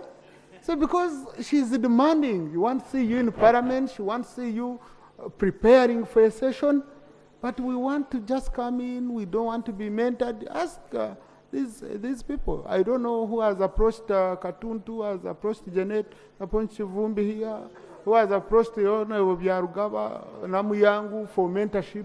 You know, Mwijuchi has approached me for mentorship, and I have done my part. So,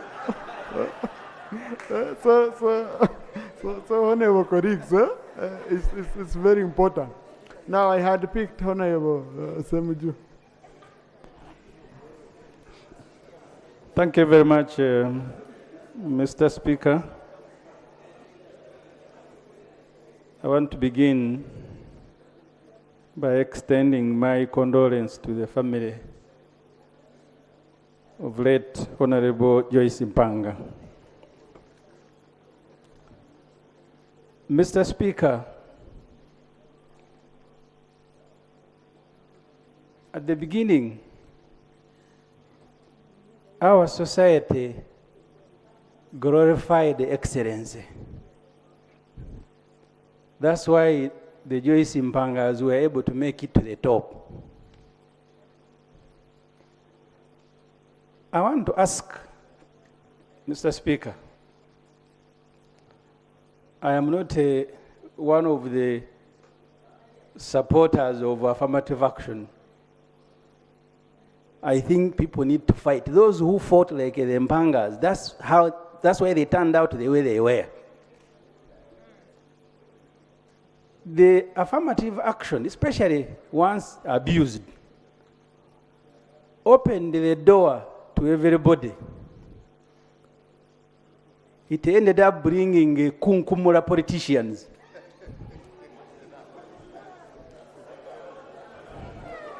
We are paying tribute, there is no order. Honorable Assembly, you know the language we use so for purposes of the Hansard. Yes. If you can just enable us understand. Let me use the word that President Yoweri Museveni used. It brought fisher women. Mr. Speaker, by empowering Joyce Mpanga, Honorable, that's why she was able to raise people whose titles, education background, we have all admired. What, Mr. Speaker, other people do is to promote their children by appointment and military ranks. The Mpangas took their children to school. We now admire them. My message, since Mr. Speaker, you are our leader, is to tell those individuals who think that children can be promoted by military ranks and appointments and wives to think about the alternatives that the parents of the Mpangas took. Mr. Speaker, as we mourn our mother, look at the education sector today. I am glad the Honorable Jesse Muyingo spoke. Because even the elite, people like Honorable Jesse Muyingo, and that's why I keep blaming him, I know he will not be offended. I remember in the 7th Parliament, Colonel Tom Mutimi was appointed the Minister for Karamoja Affairs, and he declined. And I respect him. Because when you are educated, it means you must also know what you can do and what you cannot do. When I spoke about kunkumura politicians, today you can be Minister for Fisheries, tomorrow they put you in garbage, tomorrow where, as long as they have made you a minister for you don't care. But Kanobti may decline. But it is also dehumanizing to elevate you to a position where you cannot serve. And I want to invite colleagues who are here, learn to decline. If they are asking you to punch above your weight, please say so that I am very sorry, thank you very much, but I will not be in a position. It is even more painful when you are being asked to be supervised by people that you know really you should be the one supervising them. Honorable Jesse Muyingo. You went to school, I am referring now to Leti Mpanga.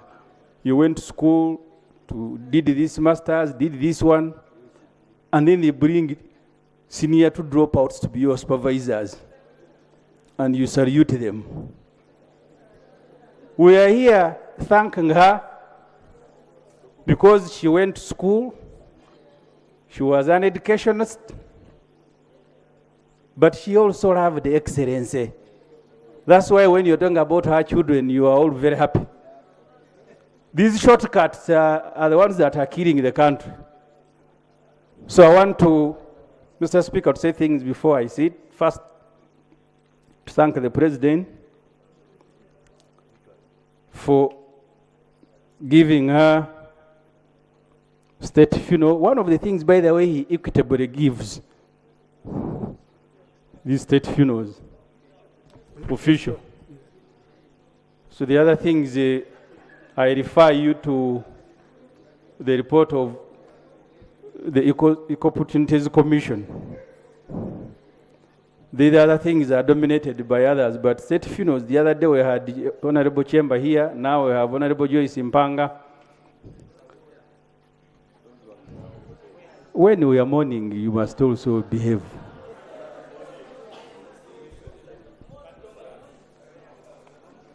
Mr. Speaker, I read the new vision today, finally. The new vision, they are editorial, and I'm speaking from... Just, Honorable colleagues, you see, when we are paying tribute, there are... yeah, now we have point of procedure different from point of order. Now you stand up on procedure. When I try to explain to you, say this is order for all of us. Those are two different points. Okay? Please. So just, you know, why we consider that emotion is, you know, calming and all that. But I know where we stop, and I know I'll guide very well. Honorable conclude. Honorable Samju, conclude. So, Mr. Speaker, you said we need to mentor younger MPs. Finally, I am referring to the editorial of New Vision today. The New Vision today, writing about Honorable Joyce Mpanga, described her generation as people who did not chase after worldly things, and made a call that to save this country, we need to return. I don't know why NRM MPs are agitated. So you want me to be speaking about you? We are speaking about Mpanga. But now, Honorable Semuju, yeah. You see, when you respond to people from the sides, then you're bringing an official communication onto the Hansard of Parliament. Ignore, because they are not on record. Okay? Thank you, Mr. Speaker. So the plea in the New Vision editorial is that we need to return the country to the era of the Mpangas. And that's why Professor Mshemeza here was speaking about corruption. Honorable Cecilia is clapping. So that generation that glorified competence, that glorified excellence, that did not pick people from markets selling tomatoes and then begin laughing at them. And this should concern everybody. Someone has appointed you to a very big position and is laughing at you. Says, you leave my fishermen. And for you are celebrating. We therefore want to thank the Honorable Joyce Mpanga and also ask the family, Mr. Speaker, to continue with the legacy. Those of us who are not members of the family, we admire you. And there is a lot that we learn from you. May her soul rest in eternal peace. Thank you. Honorable Akena.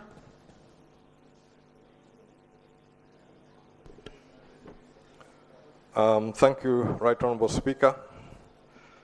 I rise to support the motion to pay tribute to Honorable Joyce Mpanga. Because of Honorable Joyce Mpanga, I am. And I'll qualify that statement. My maternal grandfather worked for the East African Railways. And he also believed in education, and therefore, in the process of education, my mother went to Gayaza High School. As a small girl, she was mentored and taken under the wing by Joyce Mpanga. And it's that mentorship did not begin late. It seems to be a character which Joyce Mpanga brought throughout her life. There was a recent series of Uganda at 60 where some historians try to delve into the thoughts of those who were there at independence. And this story was given more light in that it was Joyce Mpanga who took my mother to the Kololo independence celebration. Since she was already involved in the politics, she had been a member of LegCo. And later on, under the wing of Joyce Mpanga. They went to Uganda Club where a lot of politics took place. And it is from there that a man from Lango spotted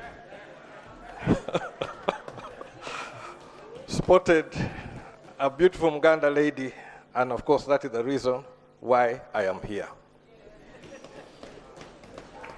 But that mentorship, as everybody has spoken, it has gone throughout her life. She always reached out to those, especially the weak, the vulnerable, because when my mother went to Gaza, she was a small girl, and her father, being in the railways, was all over the place, but Joyce Mpanga took her under the wing, but did not forget her. Later in life, she was there also to try and mentor and to bring her forward and introduced her into the politics.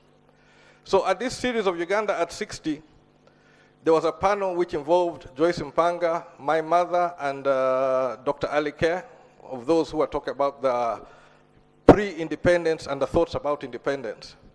But then there was a panel which was also put for those who were born after the independence, where I had a great opportunity to be on the panel with David Mpanga, the son of Musazi and the son of Abu Mayanja. And we're giving our thoughts. And in these thoughts, it became clear that a lot of politics has created some divisions. And I've noticed some people trying to even bring them as we pay tribute. But I can say here that I, Jimmy Akena, had the honor to host Joyce Mpanga on the day I swore in this 11th Parliament. And she sat me down and gave me a very serious talk. There were many of I would say my mothers from Gaza High School who gave different aspects, but she was the one who gave a most penetrating, piercing talk about the role as a leader, the role in what you should be doing in Parliament, and the role when you're looking in the future, you must also look behind. And coming from Joyce Mpanga and knowing what had transpired in the politics, I had a lot of respect for her friendship with my mother. It is a friendship which has cut through generations and time from high school. And they were constantly in touch with each other, constantly meeting with each other, constantly doing things together. And this is something which we should really look at, because politically, they were on different sides. But their friendship, their belief in Uganda, and their hopes and aspirations are something which has cut through generations, that we can all stand here and pay tribute to a great leader of Uganda. So when we talk of emulating, and also the question of mentorship, I think also the character of the mentor is very important. Not everybody can mentor. But as far as Joyce Mpanga is concerned, that one has cut through, because my mother can testify from high school. All through her life, she has been mentoring, trying to raise others to the level where she is, trying to bring others up continuously. And this is a struggle which many of us have to do for the betterment of all our country. So I stand with the family on this day to send my sincere condolences on my own behalf and on behalf of my family. May the soul of Joyce Mpanga rest in eternal peace. Thank you, Honorable Katuntu.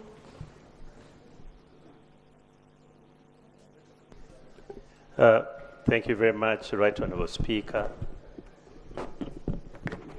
for giving me this opportunity to pay tribute to the late Honorable Joyce Rovisa Mpanga. As I've said before, when paying tribute earlier on in this house, this conversation we are having today is not about somebody who is dead. It is between us. Are we talking to each other? Or we are acting? The late Joyce Mpanga is gone. What she did is about now us. What do we emulate from her? Right Honorable Speaker, I'll talk about one thing. For those who have started Uganda history, if you are born in the Masembe family, you are born in a privileged family. If you are married to Mpanga, not Dawood this one, but his father, you are married to a privileged family. And if you're educated like the late Joyce Mpanga was, could have chosen to live a privileged life. Well educated, married to a big family, one of the most celebrated lawyers this country has ever had. And she decided to come and serve the people and help the underprivileged. That's the lesson we should be talking about. That however privileged you are, however educated you are, and maybe even wealthy, you can actually use that to serve your own people. Right Honorable Speaker, times have changed. When you talk about Joyce Mpanga, you are talking about Miria Kalobote, you are talking about Florence Nechon, you are talking about Rhoda Kalema, you are talking about Namirembe Bitamazire, you are talking about Aida Wanandeya, for those of you who come from Bugisu and Busoga, you know.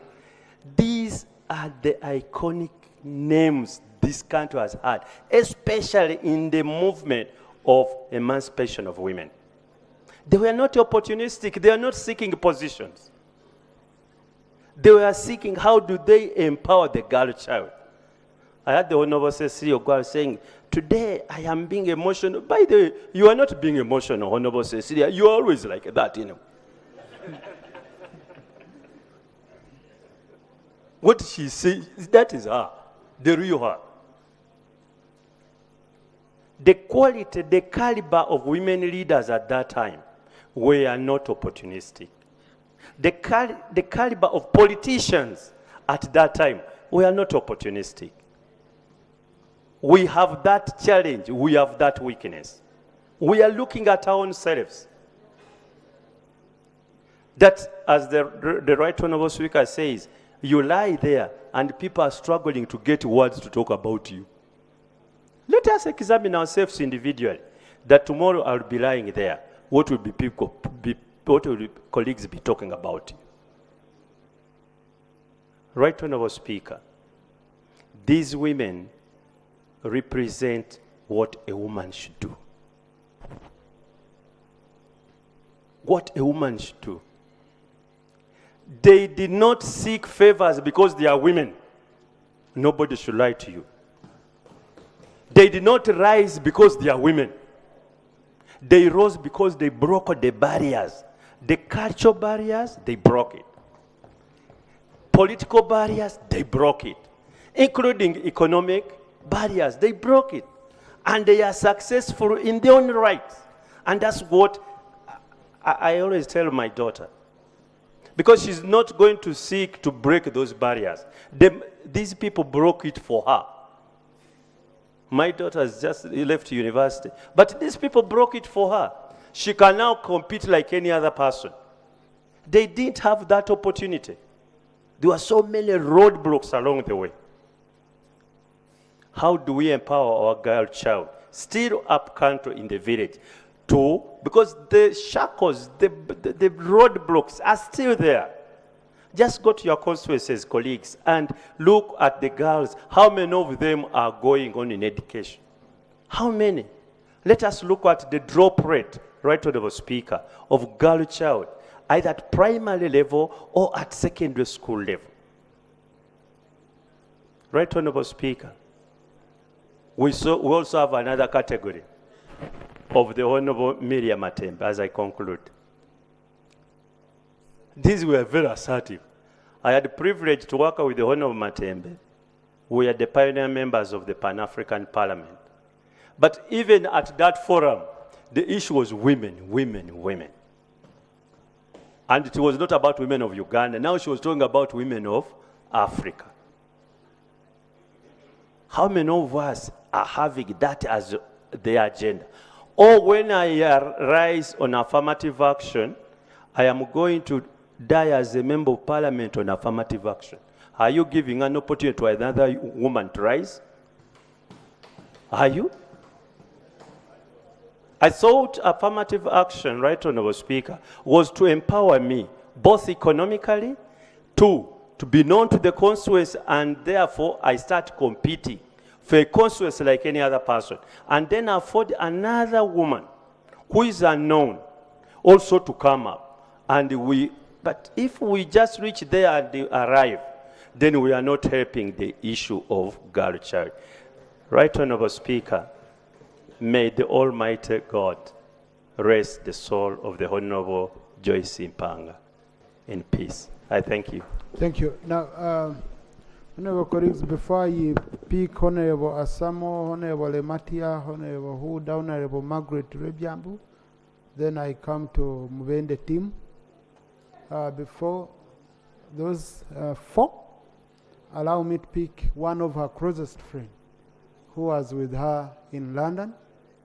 And you know, these are important stories to give us the real history. Honorable Joyce Sebugwao, OHT.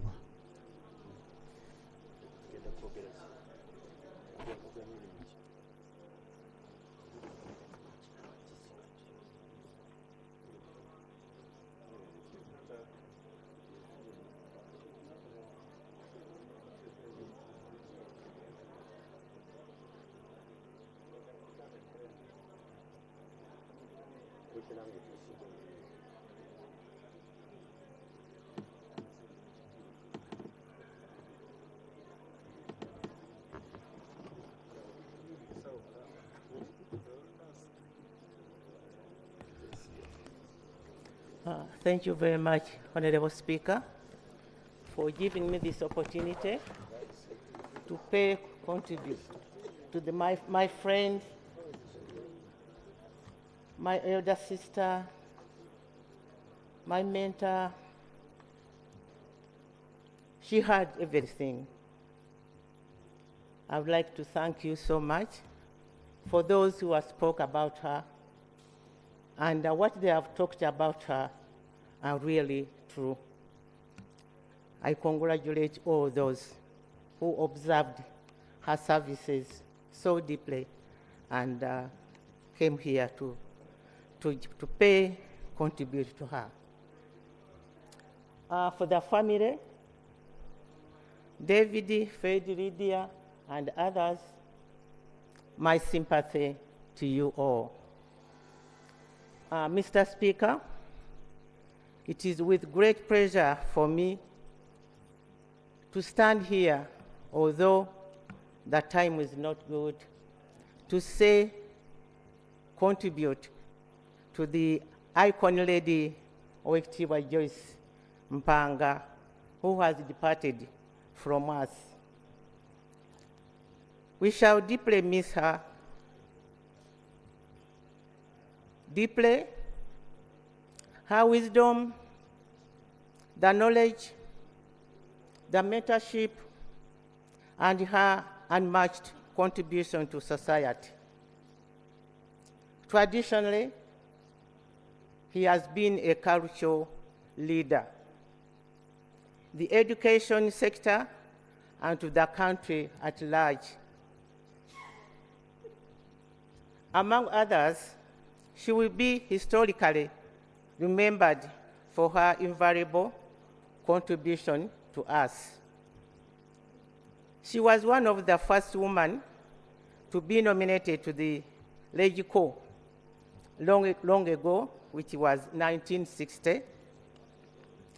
And she was the first African deputy headmistress of Gayaza High School. She was the first female graduate to get a master's degree, and she was the first female lecturer in the Faculty of Education at Makerere University. She was the first Minister of Women's Affairs in the government of Uganda, in charge of primary school. She was among the women who started the Forum for African Women Educationists, that is FAWE in 1991. She was a founder member of Uganda Women Effort to Save the Orphans, that is was OWESO, the First Lady's initiative. And she was mentored many women into politics, being one of the first women in parliament and she was an icon to the national women's rights movement.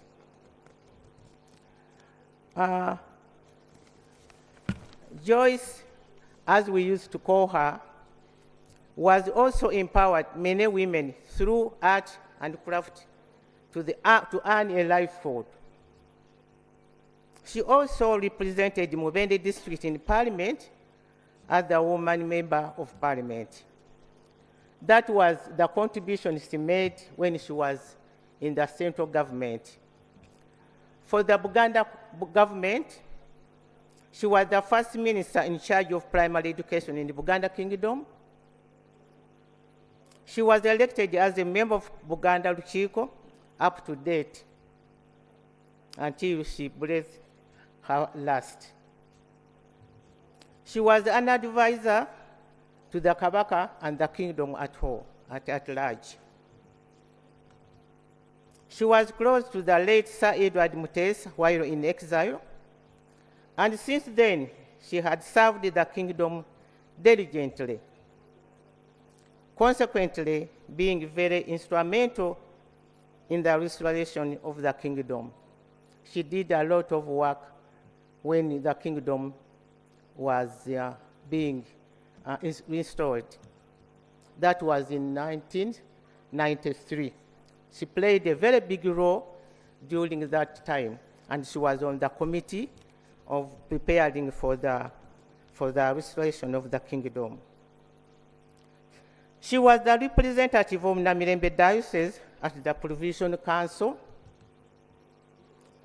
and the late Wekitibwa Mpanga has served in several capacities, self-officials, with dignity, while maintaining status quo at all times. When I speak about her, I cannot finish everything that she has done, because she has done a lot of work.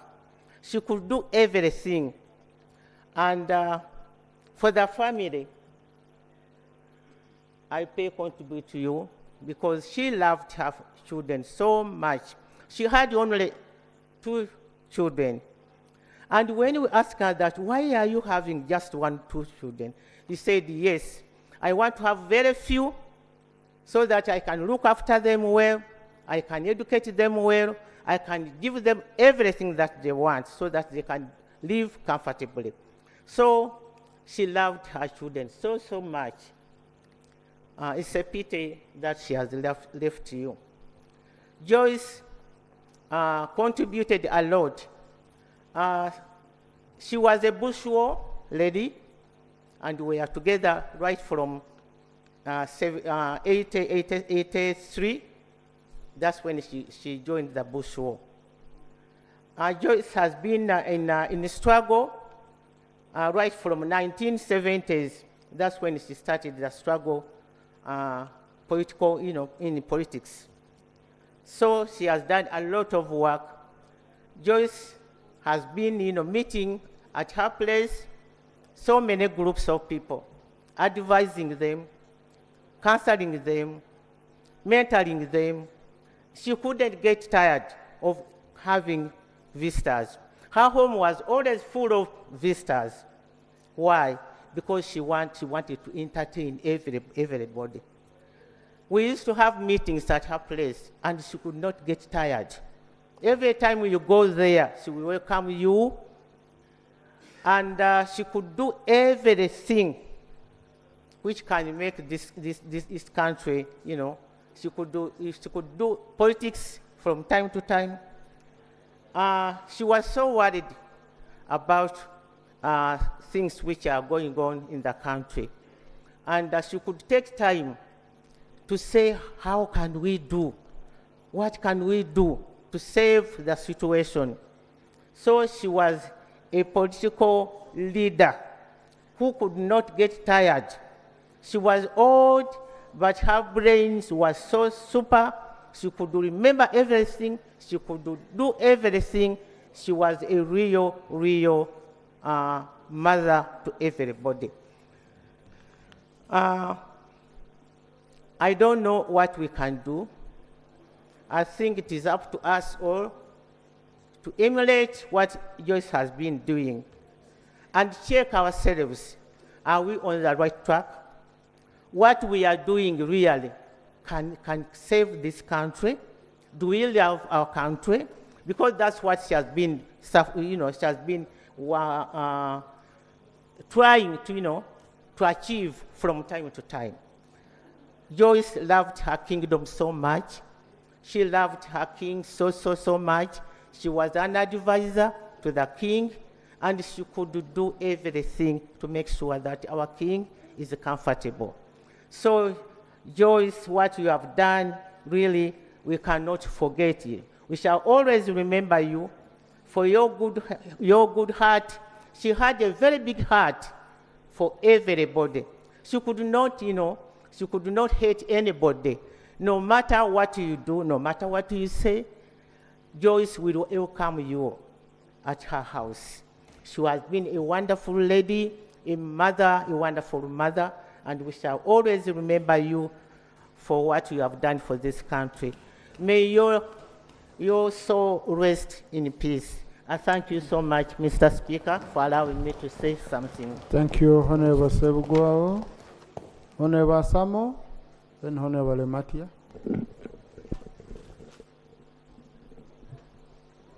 Yeah, thank you, Right Honorable Speaker. I want to stand to support the motion to pay tribute to the Iron Lady lying in front of us. I'll start by paying my condolences to the family.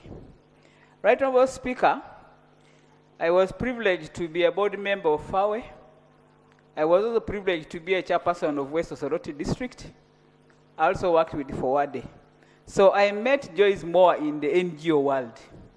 And no wonder she was the chairperson of the NGO board at a certain point, clearing our loads. So as a young lady, I had people who gave me the mentorship. This great lady here, Right Honorable Speaker, was willing to share her knowledge as far as building emancipation for a woman was concerned. Recently, I think 2 years ago, we had another function. She has been active all her life. She has never rested home that she's retired to be tired. You'd find her in meetings. Recently, we were in a function, I think of FOWADE or somewhere, and I sat next to her and I asked her, what does it mean to retire from Parliament? And she told me, you see, life of Parliament, after Parliament, you can be having a very peaceful life. But what you have to do when you're out of Parliament, involve yourself in community activities. She said, be in church, be in community things, things of Rotary, things of whatever. They can make you busy, and you'll find that you'll still serve the community like any other person. No wonder she remained an active person until she died in the Lukiko. And she has also been active in issues of NGO.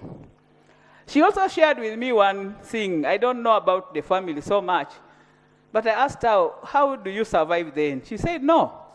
In my home, I have my 2 cows just around my family home yard in the compound. When you have these 2 cows, they give me milk. So as an old person, you need to take milk.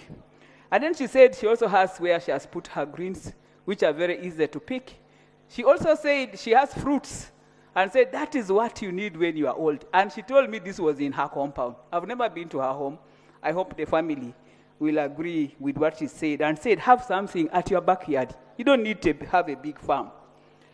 I also looked at her and I said, she said, as a person, she has fought for women emancipation. And I remember that time she was asking us in that meeting we had 2 years ago, said, what has happened to women? You are fighting each other. You are quarreling. Instead of pulling each other. Because for me, when I started, people could even ask me, leave alone the grandfather who said if she was a boy. But even when she talked, she had this soft, deep voice. And her face, she said many people misunderstood her to be a man. But when she would talk and tell them, no, I'm a woman, and they will get shocked. But she's a woman who had a lot of qualities. No wonder she brought up her children. Joyce has been a teacher. I'm a teacher. And her character has been a teacher up to the end. Very professional, very smart, very humble, but focused. And I think we have lost a lady who, those who have got advantage to be near her, have learnt a lot of lessons.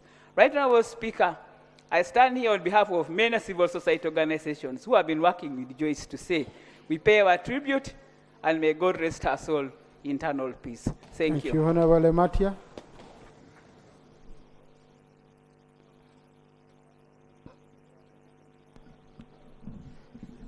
Thank you very much, Mr. Speaker, Right Honourable Speaker, for giving me this opportunity. I stand to second the motion, and at the same time, I want to express my great appreciation to the President to say there should be official burial for Joyce. Everything that has been said is what I observed with Joyce. I worked with Joyce for a very long time. What has not been brought out is Joyce served as chairperson of Public Service Commission. I met with her as a young education officer in the Ministry of Education. When I was appointed, one of the things we used to do is to recruit the health workers under the chairmanship of Public Service Commission. And that's why people always thought nurses enter civil service at the earliest stage. So as I worked with the late Joyce Mpanga, together with the Bigangaga, I learned a lot. I am what I am today because of this lady here and the late Bigangaga. When they realized that I was a very young girl sent to work with them here, there are days you would work for months and months because you are recruiting. I learned one thing. Joyce was very, very gentle. Joyce was very, very patriotic. Joyce didn't select people. As a medical person, I learned Joyce's psychology was very deep-rooted. Hence, I discovered that she was a teacher. And from her, I also learned she came from a very big, celebrated family. That is Masembe family. Earlier, I had met some of them in Mulago, like Dr. Kanyerezi, Masembe. I think I met 3 of the younger daughters, sisters before. So, there are two things I will remember this lady for. One, when we were recruiting, the recruitment would be skewed because we did not speak English as we are speaking today. The English in some areas were very demanding. And the two, science was not being taught all over Uganda. The two, because they were educationists, they took it upon themselves to write to Ministry of Education, because late Bigangaga was also educationist, and this was educationist. They wrote a letter. As an education officer from Ministry of Education, I was able to see this letter, that please make sure in the schools you teach all sciences, not general science. And 3, make sure the English you teach to these children is a straightforward. You know very well, we speak English according to our local dialects. I'm sure you're picking it from me. I'm not saying I'm that way. Otherwise, some areas didn't have all the alphabets. So that was a big worry to them. They wrote a letter that has been corrected. And Joyce, when I was working with her in public service, she taught me a lot of things. She taught me to look at the country at large. I should not look at a portion of it. Areas need all medical workers. Surprisingly, you would even see that in Mubende, you can't get nurses very easily. In Mbarara, you couldn't get nurses very easily. And yet, time came when they would need, because of centralization, people should work within their area very easily. That too was corrected by them. And Joyce taught me how to relate marriage, children, and my work. I appreciate her. And when time came for my promotion, the two were very, very instrumental. And the people who even wrote to the Ministry of Education that I should be promoted. Hence, I was given accelerated promotion as Chief Health Training Officer in the Ministry of Education, a position which I held myself and left. And it was even written that it is personal to the holder. These are what I learned from that. Joyce, I'm glad I'm given an opportunity to express my feeling for your demise. You are a wonderful woman. You are a patriot. You're a person who loved Uganda. Regardless of which direction this person is coming from, I've learned it from you. May God bless you. Fare very well in front of your Creator. I knew she has only 2 children. By the way, she even took me to her farm in Mukono. I even served with her in Mango. She was in the board of trustees while I was in the board of governors. And that too has made me to learn a lot from her. May God bless you and comfort you. Your mother was a woman who loved everybody. Please, the 2 children, continue to do that. I'm sure Joyce will be happy if you continue bringing up what she has cultivated in you. May God bless you. Joyce, farewell. God bless you. Thank you. Yes, I had already picked colleagues to speak. Honorable Hudolelu, Honorable Margaret Rebiam. Thank you very much, Mr. Speaker, for giving me opportunity to pay tribute to late Joyce. Mr. Speaker,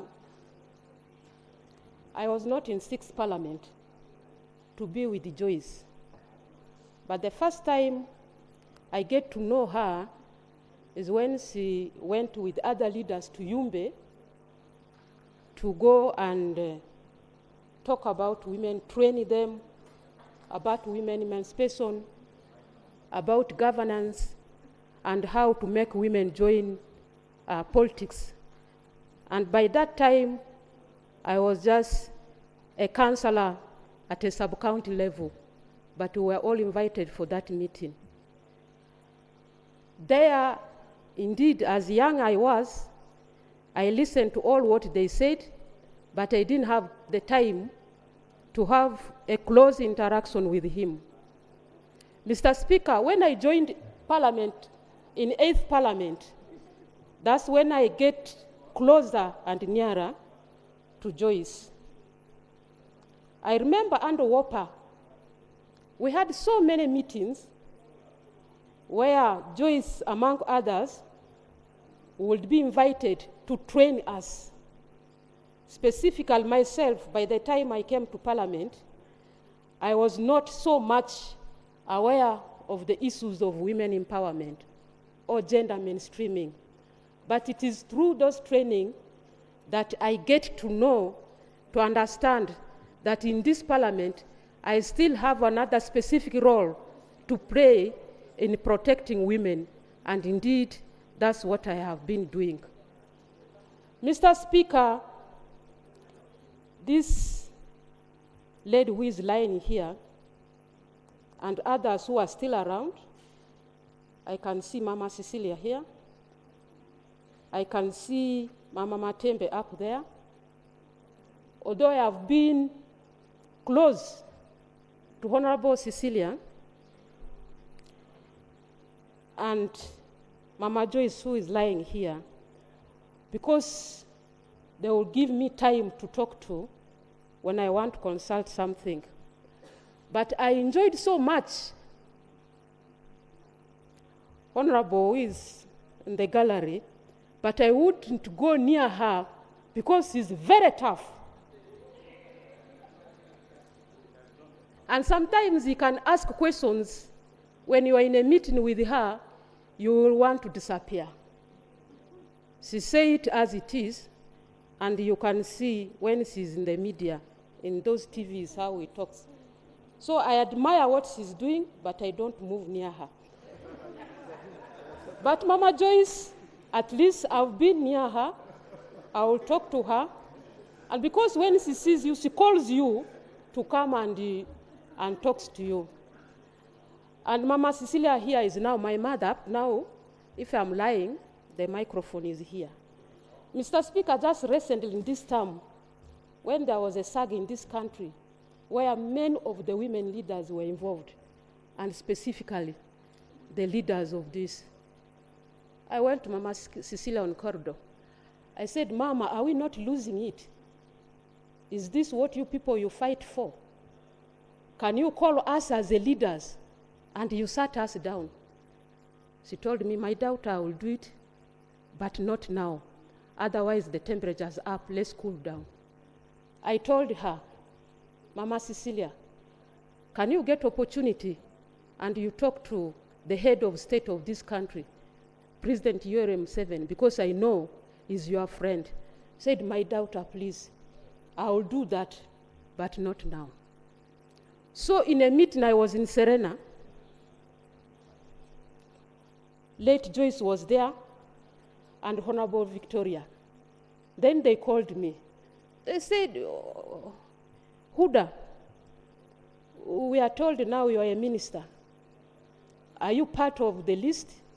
I said, God helped me, I was not there. Then they said, are you people still protecting what we fought for? So today, ladies here, I want now, because Joyce is not there, to go and ask that question. As women in this house, are we there to protect what these ladies fought for? Are we there to protect what the lady fought for? Or as women in this area, we are now looking at, or in this parliament now, we are now full of arrivalism, and we are forgetting what these people fought for. There's a lot of pull down. I get pity and sometimes sympathized when I see us fighting ourselves as ladies and the men are watching. The next day, we shall all be out of this place and the place will be full of human beings who are men. And I want to assure you that these ladies who have fought for us, who have created that space for us, get those who are alive still outside there. They are not happy. Indeed, I want to tell you that. Today, Mama has gone to give us opportunity to reflect back, to reflect on what they have done. I know her as somebody with all the integrity, honest, with strong morals, being a culturalist, being a women activist, but not issues of gender transgression, which we are now mixing up. When we see somebody pushing a lot for the issues of human rights, indirectly they are bringing issues of homosexuality. That was not her. And that's how I know her. She was somebody with self-awareness, full of herself. She knew what was right, and she was somebody who fight for everybody. But today, she has gone. Very courageous and respectful. She was somebody who knows God. Therefore, every human being that was created, she knew that the person was created in the image of God, and God was very happy, and everyone was equal before God. So she did not classify people in terms of who knows it better, who doesn't know it. For her, those were all human beings. So here in this house, when we begin to classify, degrade, divide of who knows to do it well who doesn't know it, who is a fisherman, who is a fisherwoman. While in the Bible, the fishermen and fisherwomen are the people who have made Christianity to be it today.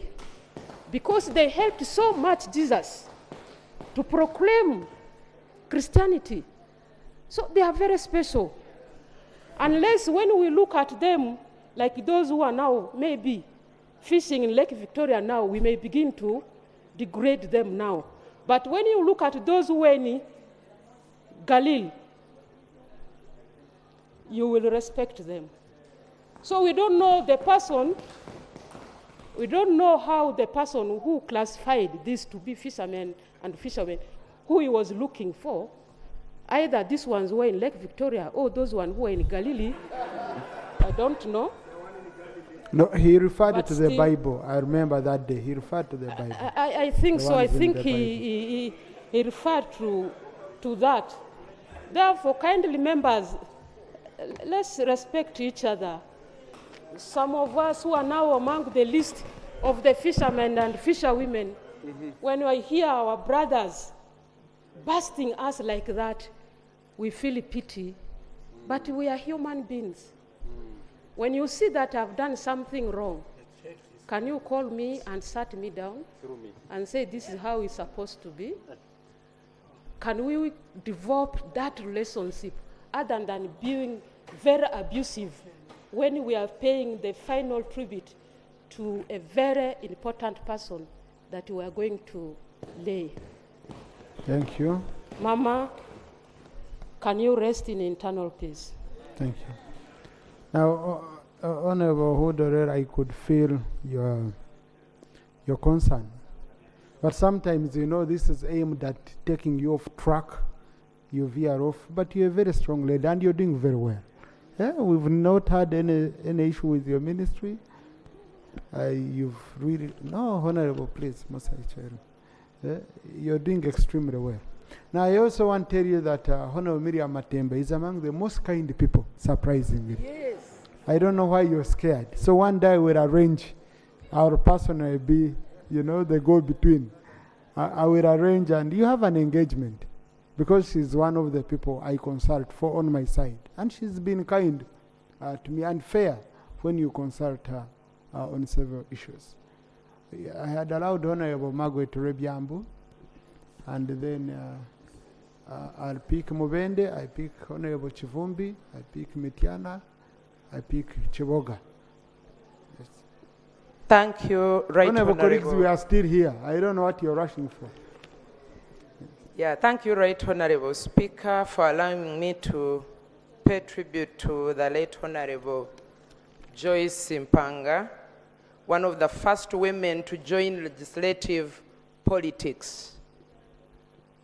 Like my Honorable Minister Huda, I was also not in 6th Parliament of Uganda, but allow me to say that history gives us a chance to relate and speak about people that we do not grow with or work with, but simply because what they do in their journey of life speak volumes even when they are long gone.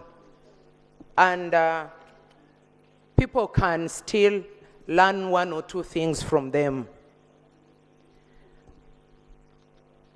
I want to say that as a young girl growing up in rural areas of Umbarara district, Honorable Joyce Simpanga is one of the people that I grew up looking up to, admiring whether one time I would also be like her.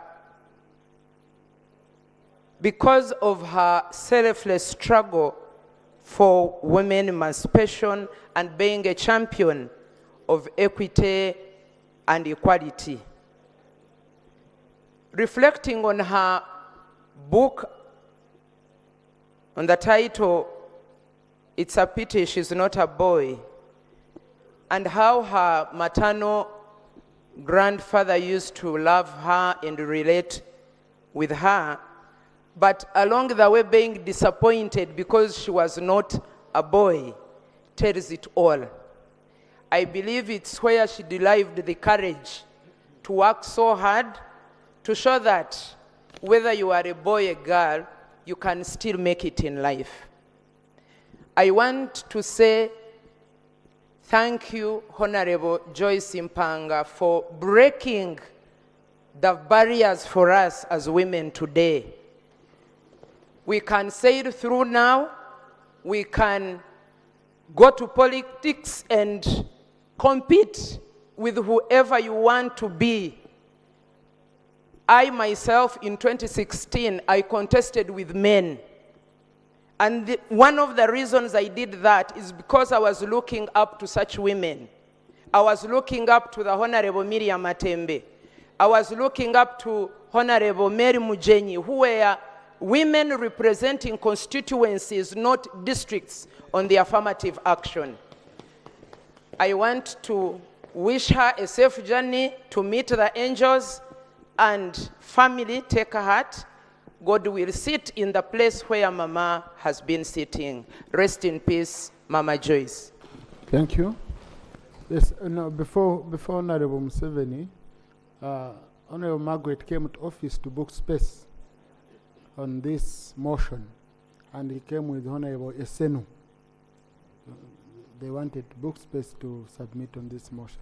So I want first to give them opportunity. People who walked office around midday should first be given opportunity. I would like to say thank you so much, Honorable Speaker, for giving this opportunity to pay tribute. And I want to stand to support the motion and pay tribute from a different angle. First of all, I associate myself with all the positive remarks made about Mama Joyce Mpanga. For those who may not know, I hail from Kapelebyong, and Kapelebyong is in Teso. And I'm paying tribute not from the side of work or politics, but from the side of a son, a friend, and her private life. I call her Mama. I got to meet Honorable Joyce Mpanga through her children. The son-in-law, Dr. Sebuyira, is my schoolmate in university. And we became very good friends. And through his marriage to Dr. Lydia, I got to know the family, right there standing. So we became very close family friends. And that's when I began to interface with the late who is lying there in state. Right Honorable Speaker, when I met Joyce Mpanga, apart from being told who she was or what she had done in society, you could not see any airs of pomp coming out of her. She was a lady who was down to earth.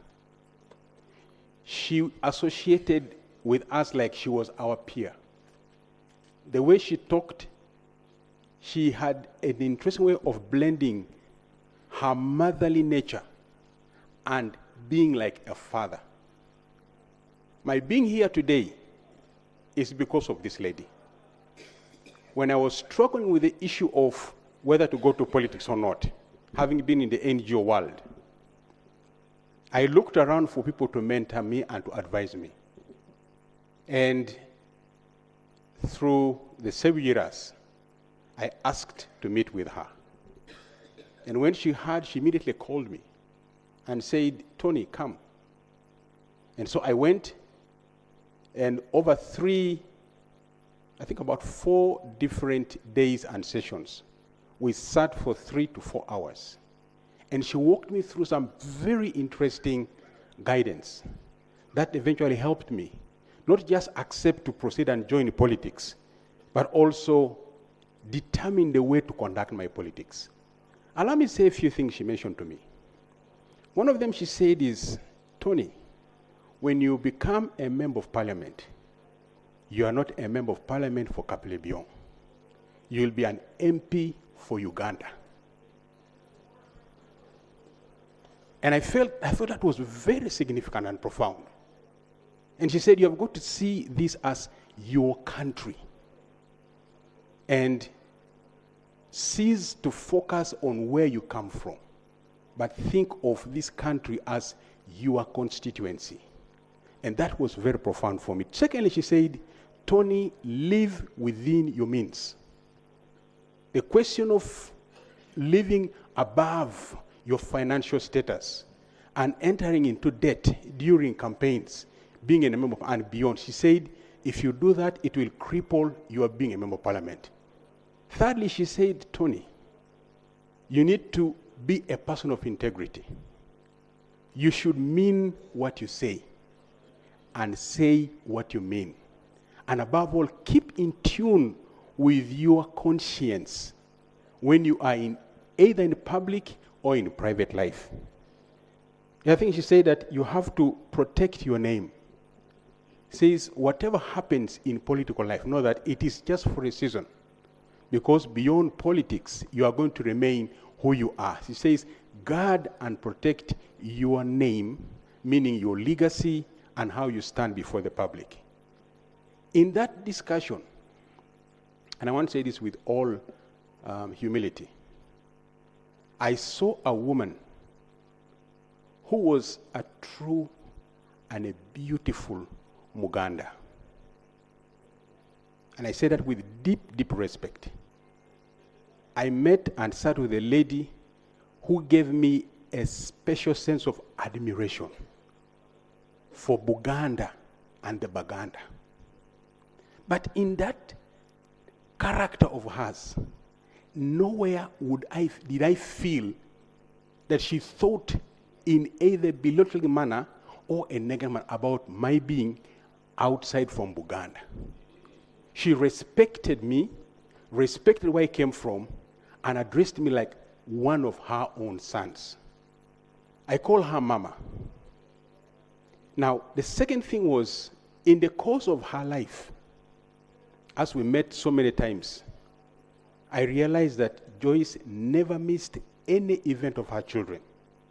And they are here to attest to that. Whether it was a party of the children who are now her grandchildren, her own kids, whatever event was, she made sure she was there. And she had this exuberance of peaceful joy and laughter. And when you'd be engaging with her, you feel like you are with, not really like a mother in the sense of, some mothers are so distant because of who they are in the age. But you'd feel like you're dealing with a friend. And so, Right Honourable Speaker, and to all the House present, I learned later on the role she played in our country. And I'm feeling such a desire that, as a House, we are losing the fathers and the mothers of this country. And like Mama Cecilia was talking from, when she was giving her tribute there, I felt tears come down my eyes. And the question was, did you call her? Did you consult her? And I am asking myself this question, I've always been asking myself, can we as a parliament create a platform where we allow our past leaders who are outside these confines of this parliament to continue contributing to the affairs of this country and advising us as a young group of leaders on how to lead the country and how to come up with policy issues. So my prayer is that as we pay tribute and as we think about the way forward, let us consider how to create a framework for our fathers and the mothers of this country across political divides to speak to us and guide this country. I beg to submit. Mama, rest in eternal peace. Thank you. Honorable Museveni. Thank you. Thank you, Right Honourable Speaker. Right Honourable Speaker, I come from Bende, where the late served as a woman MP. By then, Mubende was still one block before getting Mtiana and Kasana districts. I think Chiwaga had left, but we 19, Chiboga had left. And it was Mtiana, Kasana, and now Mubende. Very Honorable Speaker, I want to join the rest of the other mourners, both in nationally and worldwide, to mourn the demise of our great leader, mentor, who did great work in our district. She's remembered for mentoring men into active politics, especially women, both at local and national levels. She was a consultant for everyone. Right Honorable Speaker and colleagues, if you are to research about Mbende, if you are to read any article about Mbende, her name, you'll find it on every page, if not every paragraph. We really appreciate her. And when we heard of the sad news, the entire area, people are mourning. Especially those who worked with her. Some of us who have just joined the politics. And by the time she came here as a woman MP, some of us were just still young. And I myself, I was just in my senior one. So we have read just about her and associated with the people who served with her or who were mentored by her. But really, her work is great. And I think, Right Honorable Speaker, not as Mbende people only, but the entire nation should appreciate the family that brought her up, that nurtured her, really to prepare her to serve this nation before even independence. Really, Mama Cecilia, as she was speaking, we really learn a lot from her, and we need to appreciate her.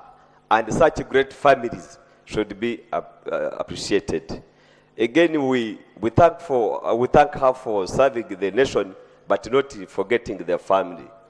Really, the family, she has left behind a great family that really we should appreciate and learn from as leaders.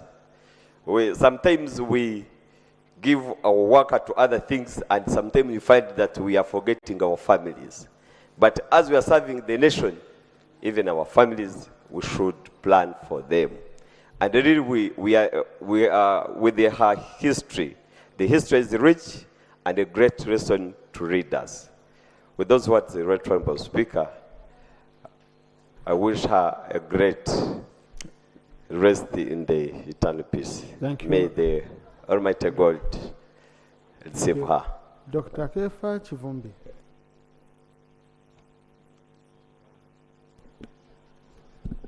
Thank you very much, Right Honorable Speaker. Colleagues, I'm just doing a round of MPs from around the area she represented. I also stand to support the motion to pay tribute to OHT Joyce Province Mpanga.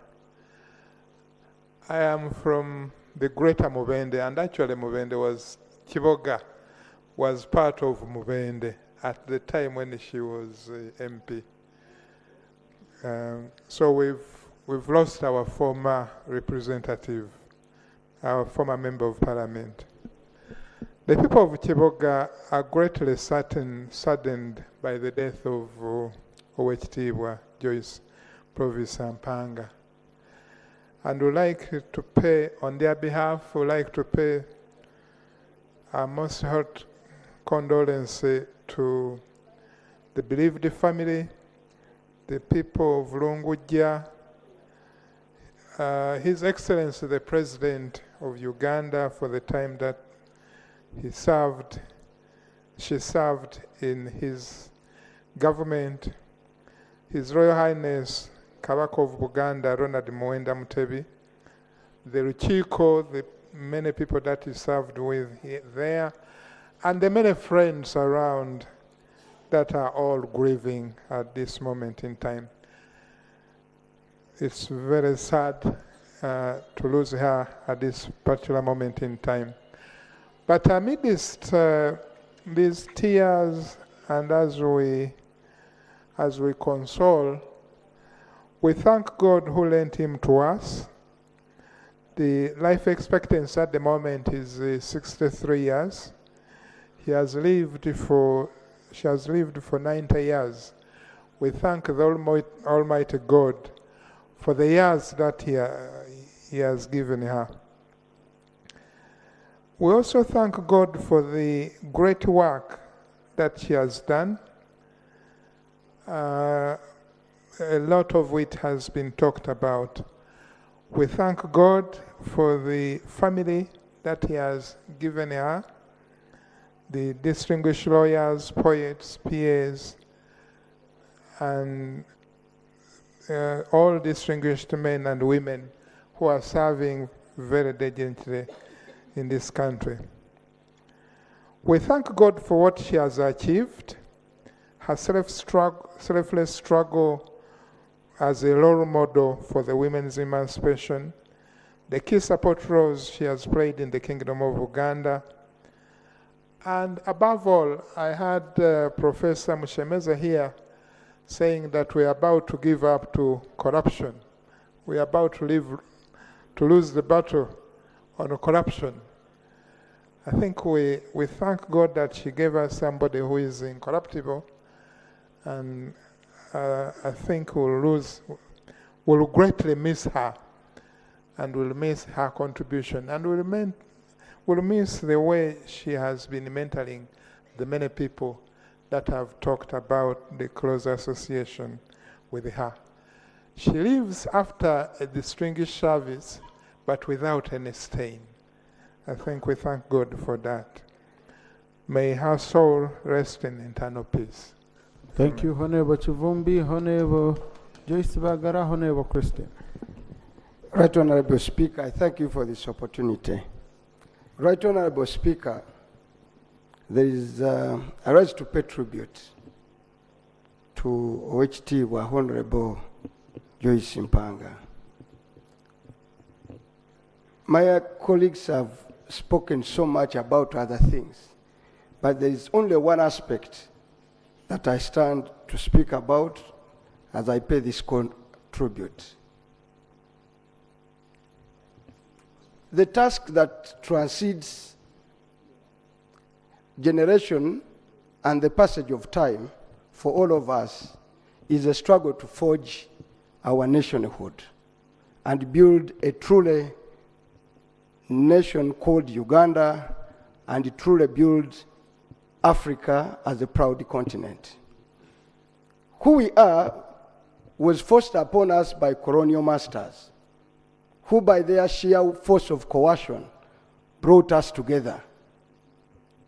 So the generation of the Joyce and us share a common struggle, how to forge national unity, at the same time stay who we are.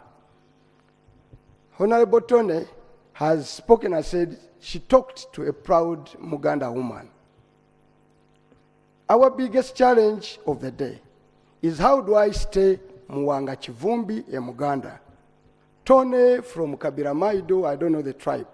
Cecily Ogwal from Lango. And at the same time, be a true Ugandan in all aspects. And it be a true Pan-Africanist. What we have normally seen over the years are men and women who live in self-denial. They deny they are not tribalists. They deny that they are patriotic, that they are nationalistic, but for their every intent and purpose, they find a reason to hibernate back into tribalism. Therefore, the lady we celebrate here is a true Muganda. Lived true to the culture, values, and institutions of Baganda, but is a true Ugandan. Is also a true Pan-Africanist. I think that's a struggle we have, to be who we are and work together and build a genuine national state called Uganda or Pan-Africanism. We can't do it by self-denial. We can't do it by men and women who in the evening conspire against others, conspire against community, call other people all kinds of names. But at the same time, in the evening, They shoot themselves up and say we are nationalists. Therefore, the likes of Joyce Mpanga are a true challenge and role model in this aspect. You truly knew who you are dealing with. You are dealing with the lady who loves her kabaka. But at the same time, you have spoken about her struggle both in gender and in education and on the African continent. That's why I have seen here as we were laying the wreath, calling ourselves, coming in groups, Baganda, Bateso. Can we go back and re-examine who we are and build a structure, both administrative and political and social, that can endure the passage of time? Maybe that's the only way we can truly pay tribute to ladies like Honorable Joyce Mpanga. I rest my case. May God bless her. May her rest in eternal peace. Thank you, Honorable Chivumbi, and who happens to be chairperson of Uganda Parliamentary Caucus. Honorable Bagara. Thank you, Right Honorable Speaker. I stand to mourn a great daughter of Greta Mubende, because where she comes from is where I come from. Only that the districts were later cut into many others. And she served that community diligently. I would like to say that when I was a young girl, growing up as a young girl in Mityana, we only heard about leaders like herself, Joyce Mpanga, and another one called Zerida Rwabushagara. And I grew up aspiring to be the kind of woman that she was. I was privileged that later in life, when I became a journalist, I came into contact with her. I got a rare opportunity in a sit-down conversation in 2017, and she told me a lot of things. I had gone to do an interview about education, but we ended up talking a lot about her personal life. And that's when she told me when she lost her husband and the kind of courage that she picked to look after her children. Of course, I knew her son, Oweekitiibwa Daudi Mpanga, as my friend. And she told me that one of the reasons she was able to look after her children, to give them a good education, is that she didn't give birth to many children. So she had few, and she was able to look after them. But most importantly, she had the courage to work and get money and look after them without self-pity. Right Honorable Speaker, when you look at so many of our women, they take a lot of self-pity on themselves. That was not the Honorable Joyce Mpanga. And I think it's a lesson that we should pick as women. Many have talked about, we all the time saying, oh, because I'm a woman, I need to be favored, I need this, because I'm a woman, I should, in those kinds of terms. And I think we need to pick lessons from women like Honorable Joyce Mpanga. She was an icon of women emancipation, and she championed the women's cause with conviction. Right Honorable Speaker, her interest was for all women or girl children to access education the same way that the male counterparts would access education. And for that, we need to emulate her and work towards that. Unfortunately, the Honorable Joyce Mpanga takes leave at a time when the women movement has been hijacked by self-seekers, and yes, vulgarized, but also sacrificed for political expedience. And I think this is where most of us who hold the women cause dear should rise up, emulate Joyce Mpanga and the rest in her caliber to do what they did. Probably we may not do it to their extent, but to try and live like those kinds of women. Thank you, Right Honorable Speaker. Thank you. Honorable Christine. Thank you, Right Honorable Speaker.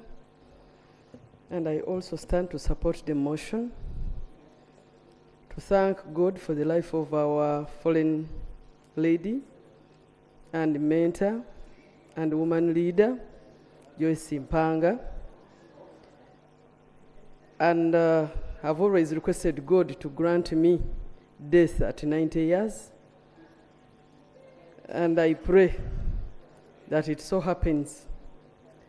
Right Honorable Speaker. I hope you don't seek an amendment when you're about to reach 90. No, Honorable Speaker. So, Right Honorable Speaker, we felt very bad when we heard the news for the loss of our lady. I grew up in Mubende, and I'm a teacher's daughter, commonly known as Mwala w'Abasomesa, and we have been living to emulate the example of these ladies, the ones that have been listed, including Zerida Rwab Shagara, and now we are only remaining with Honorable Rhoda Kalema. I thank you very much for the visit you paid to her. She has always wanted members of parliament to seek her advice on some of the ongoing debates and processes. And she was like, since there is a COVID and a number of contagious diseases, it may not be okay for all of us to, visit. It may not be healthy, but she has written a book. She wrote a book called My Life Is But a Weaving. And like the lady wrote, we just need to hear from them. We just need to get inspired from their literature and emulate them. Right Honorable Speaker, when we were still in primary, I was at St. Joseph's Primary School in Mvende Town Council. I remember the late being a good mobilizer, mobilizing women, and that is what also Honorable Rhoda Kalema is advising us. You be able to mobilize women. The message to these women will come when they are there. Our challenge as women is mobilization. Now, when it comes to political divide, it is another issue. They may not look at what you are going to say, but provided it is Kaya inviting them, then they should be discouraged from converging. And the freedom of association begins the deprivation of women development. And so, we use, wherever they would announce that Honorable Joyce Mpanga is also coming, I'm telling you, even the school-going children would want to convene. All the women would come to convene in what used to be called the Mayor's Garden in Mubende Town Council. So I used to copy her in that area. But at the moment she died, she did her job. She did her work. Because at 90 years, really, too much of her work is to care about her health. But what is there left for us as those who feel are going to fight for the women's rights? Currently, the districts in Greater Mbende, there is still a lot of fear to own property. Being gender sensitive includes owning property. Most of the women in the Greater Mbende area would like to buy property. Those who manage to buy property do it secretly. And it is very disturbing that the most treasured property, land, is at stake. Most of our women who have managed to buy it, to own such an asset, are being evicted. So tenure security for women is a serious issue. The other issue which we need to work on is confidence building in the area. Very many of our women still fear to especially engage in politics, but also to express themselves. So as women, she did her work. We have to build from where she stopped, and we sustain these efforts. I think we should not be able to fear. When you are speaking the truth about women, we really need to learn from her, not to fear to say the truth about women. That is when we shall be able to mobilize all of us. But this business of bringing this topic, and then you are like, I'm not a woman. Then when it comes to you, that is when you want women to stand up with you, will not work. We have to stand with the women and their issues from the start. Dear ladies, women members of parliament, we have a strong platform here at parliament. We should not even feel as if we are orphans or left somewhere else. There are a number of platforms. UWOPA is a serious platform. Let's use it. These are people who would see you meandering and they invite you. yes, other people may fear to approach Mama Cecilia. Mama Cecilia, feel free to also talk about the wrongs by some women. Do not wait for us to come, because by the time we come, it may be very difficult to reverse. Please feel free to talk about, to correct some of the actions that we are undertaking. These women would invite us. And, Right Honorable Speaker, we can invite some of these ladies to our WhatsApp groups to speak to us. And, you know, we are over exalting some functions on WhatsApp groups. Can we host some of these ladies to talk to us on our WhatsApp groups as visitors? Because they readily have smartphones and they want to speak to us, and they need to be rewarded in some way. But for my Mama Rhoda, the one we call Jaja Rhoda in Chiboga, because Honorable Dr. Ruth is Mama, I'm Baba. So, Mama will be happy to see members appreciating her by buying her book, which costs 50,000 Uganda shillings, and she will be contented that at least the Parliament of the 11th Parliament recognizes her contribution to Uganda. I thank you, Right Honorable Speaker. Thank you, Honorable Musa Chweru. Then Honorable Babaranda. Then there is a motion to come after those two. Right Honorable Speaker, I rise to support the motion to pay tribute to Mama Rhoda, Mama Joyce Mpanga.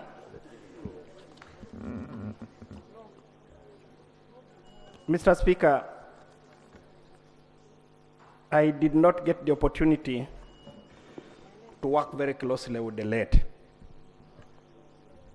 I have been in the villages before I came to Parliament as a field administrator, as a resident district commissioner for many years. I came here in 2006, and I'm here. But I have met and got the record of some of these very exemplary leaders. I have had the privilege, Mr. Speaker, to visit a beautiful city in Italy.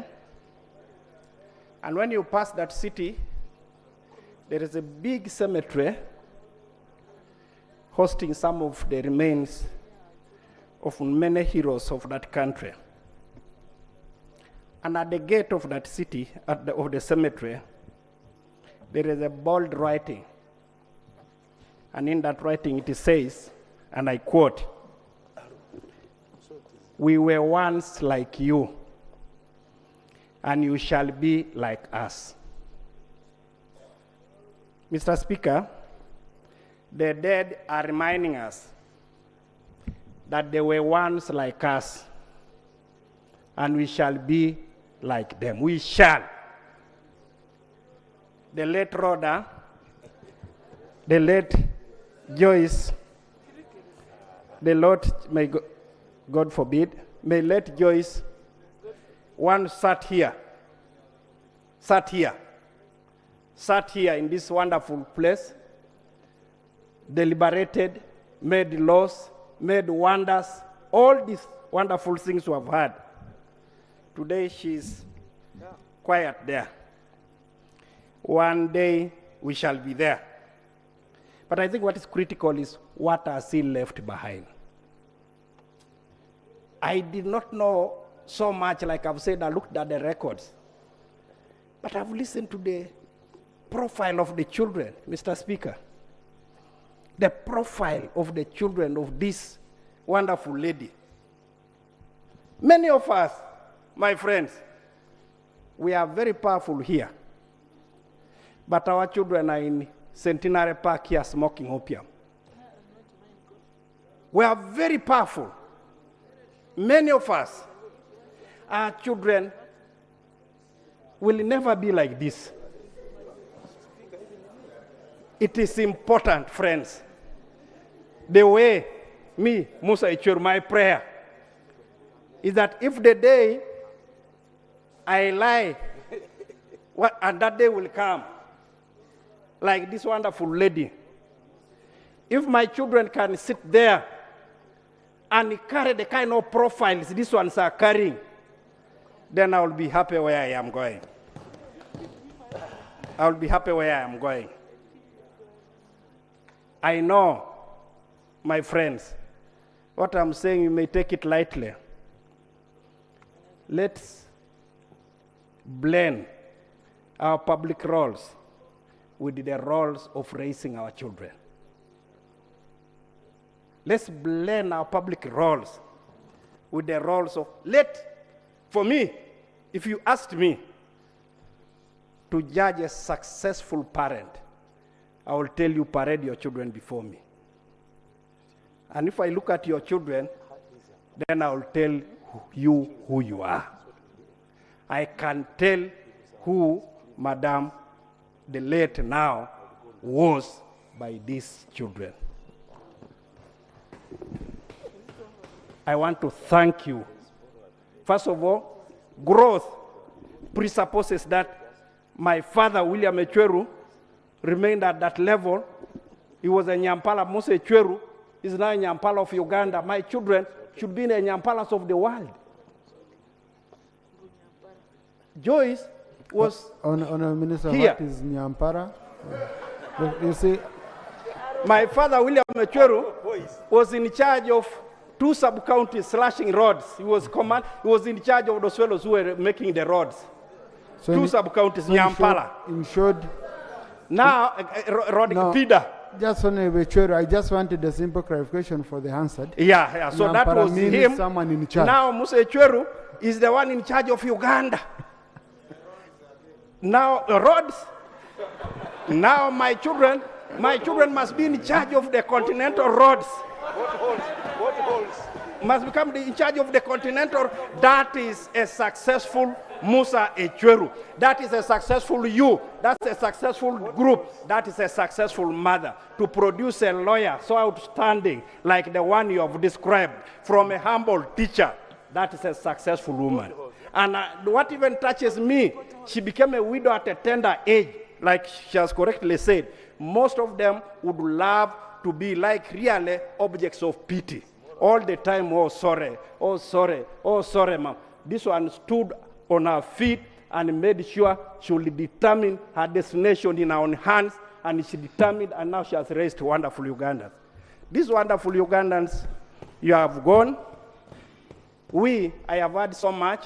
I also want to thank Prem Museveni for creating a platform for women to really become what they are. I want to thank him. Many times there were brilliant people in Uganda, people led this country, but they suppressed the women. But this man called Yoweri Museveni, take it or leave it, he has created this environment for these ladies to succeed, and I want to thank him.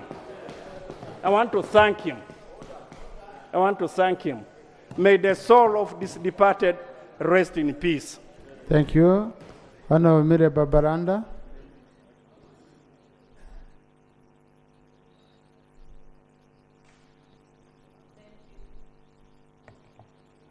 Thank you, Right Honourable Speaker and Honourable Members.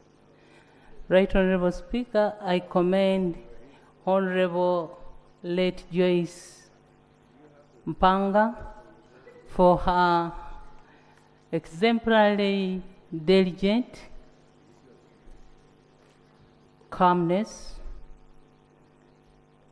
and scandal-free service while she served as Minister of State for Education and in other capacities like Honorable Joyce Sebugwao mentioned some of them. Right Honorable Speaker and Honorable Members,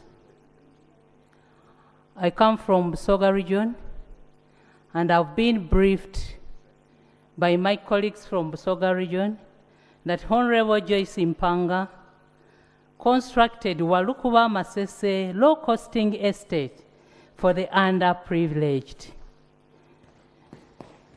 Ugandans will dearly miss Honorable Joyce Mpanga.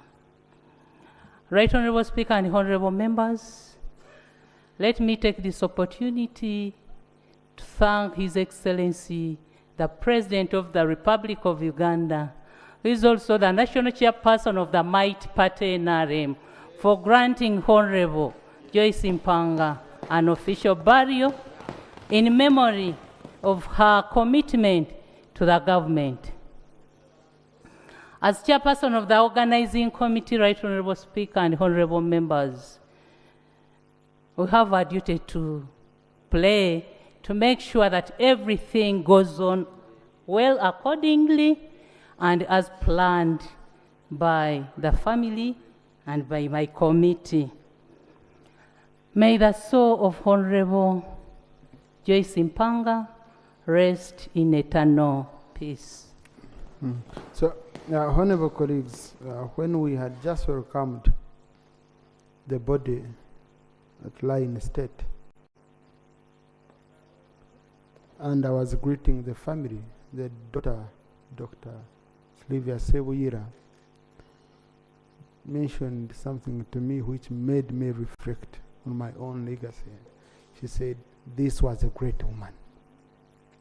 Now, that reflects well with what Honorable Chwero talked about. If she had been a great woman just serving the country without looking at the family, the daughter, we in the public would say it, but not the children. You know, it's very, very, very critical. And this one, we all keep learning to be the best we can be. I don't think any one of us would want to be a bad parent. Our styles might be different, but it is something we have to look at to know if we reach where we reached, then our children need to reach even greater heights. And that can only be done through commitment, focus, and knowing that you must strike a right balance between work, between politics, and the family, especially from the life you live. If your life is tainted with corruption and all that, your child will be ridiculed at school.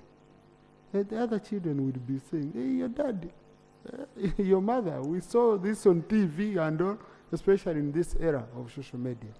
If you're good, the children will be saying, "Oh, we want you to take us to your dad. We want you to take us to your dad." That's a very, very big challenge for us, but I'm sure we shall achieve it. And we are doing well. We are trying. It's very difficult to satisfy society, but we are trying. But what is very critical is, especially with the young generation, mentoring. This business of thinking that you know it, that you have arrived, you know everything. You know, last time I called a few legislators, seniors, the Chivumbis, the Alex Biarugawa, Bogas, and so and some people look. I didn't know people look at consulting as a sign of weakness. It really shocks me when you say, "I'm calling colleagues to see how we put our heads together. We see how best we can drive the institution." To some people, that's a sign of weakness. You should be knowing it, you know. You know, so, honorable colleagues, we put our heads down, we run. And by the way, even Honorable Cecilia Gwar learns from one who has just come. You can't fail to get, I can learn from you about farming, I can learn from you about new trends, not how to handle new situations, you know, all this happens. But I wish the way we unite whenever we are paying tribute is the way we unite on all matters, okay? So that we acknowledge our weaknesses and our strengths, and no one is superior to the other, and we all know that whoever has come here, we are looking at the common good of the country, and that's what should be driving us. Not what we just say, but even beyond what we say. How do we conduct ourselves? So I want to say, Ogwar had a motion.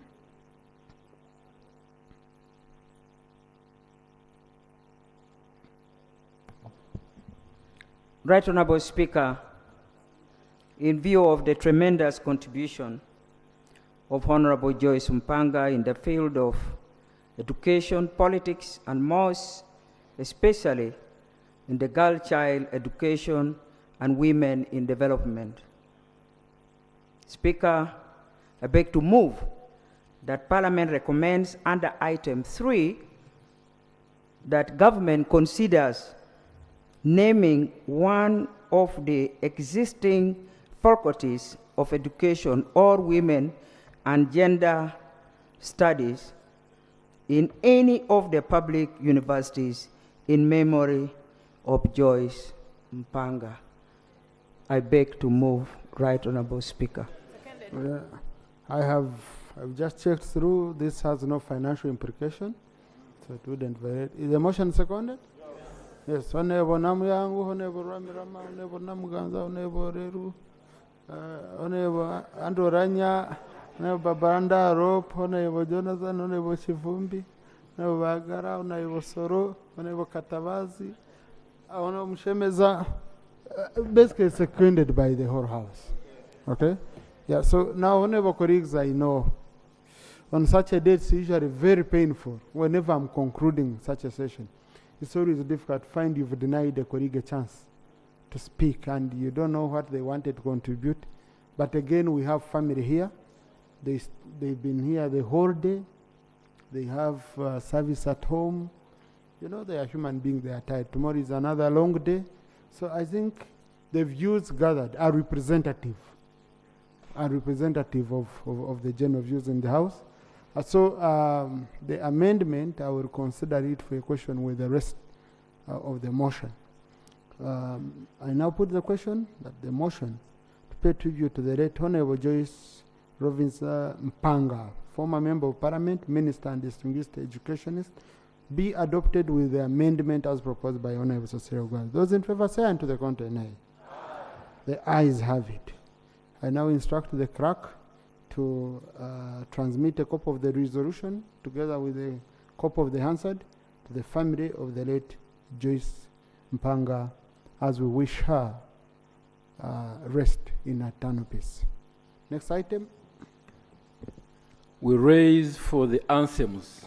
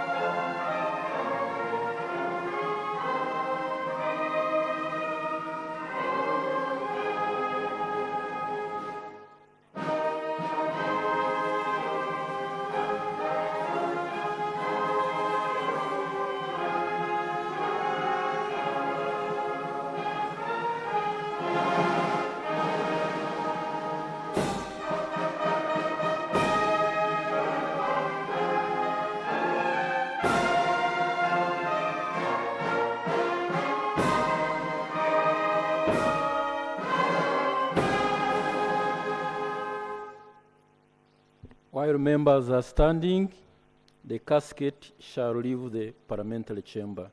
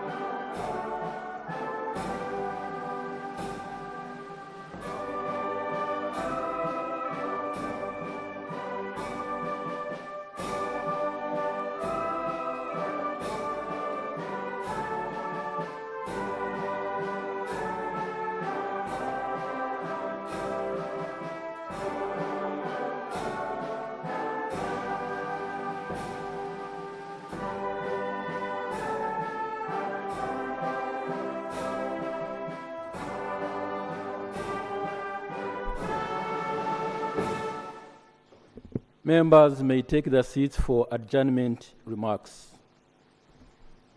Thank you, Honorable colleagues. Thank you for waiting for this long, for standing by the family.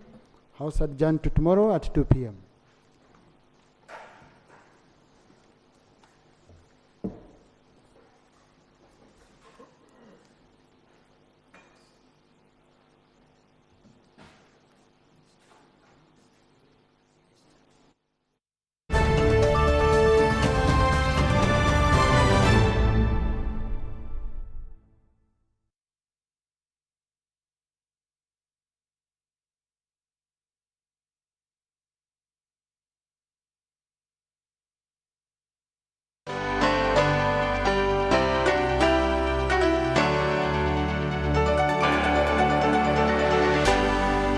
UBC, inspiring Uganda. Over 1,000 children with disabilities in Uganda every 5 years have not had access to adequate education. And this has been basically due to lack of assistive devices to enable them get reasonable accommodation in schools. Mokisa Humanity and Inclusion Foundation is leading a campaign to fundraise for assistive devices for 500 children with disabilities to get in school in the year 2024. Join us to fundraise for braille machines, slates and styluses, white cane, braille paper, hearing aid, wheelchairs, audiobooks, book recorders, JAWS software, among others on 10th December at Hotel Africana. Register your child with a disability by calling us on 0740 55 04 95 or 0783 91 11 14. Donations from well-wishers are also welcome. Entrance is 100,000, 150,000, 200,000 and a table goes for 1 million shillings. This is sponsored by UBC, Mokisa Inclusive Schools, Mokisa Nasaran Primary School, Herona Hospital, Msafiri Tours and Molia Foundation.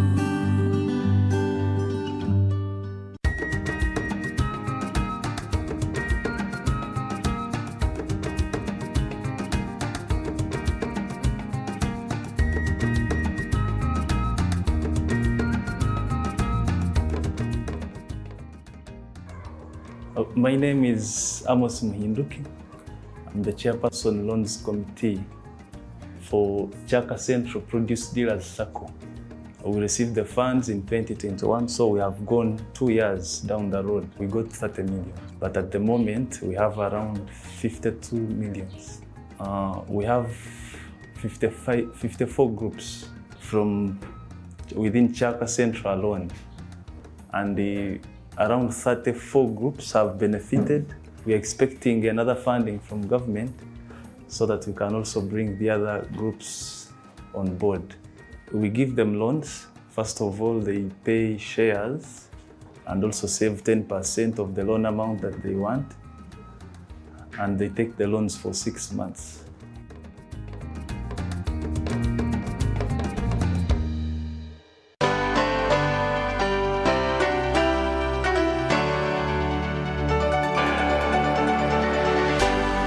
UBC, inspiring Uganda.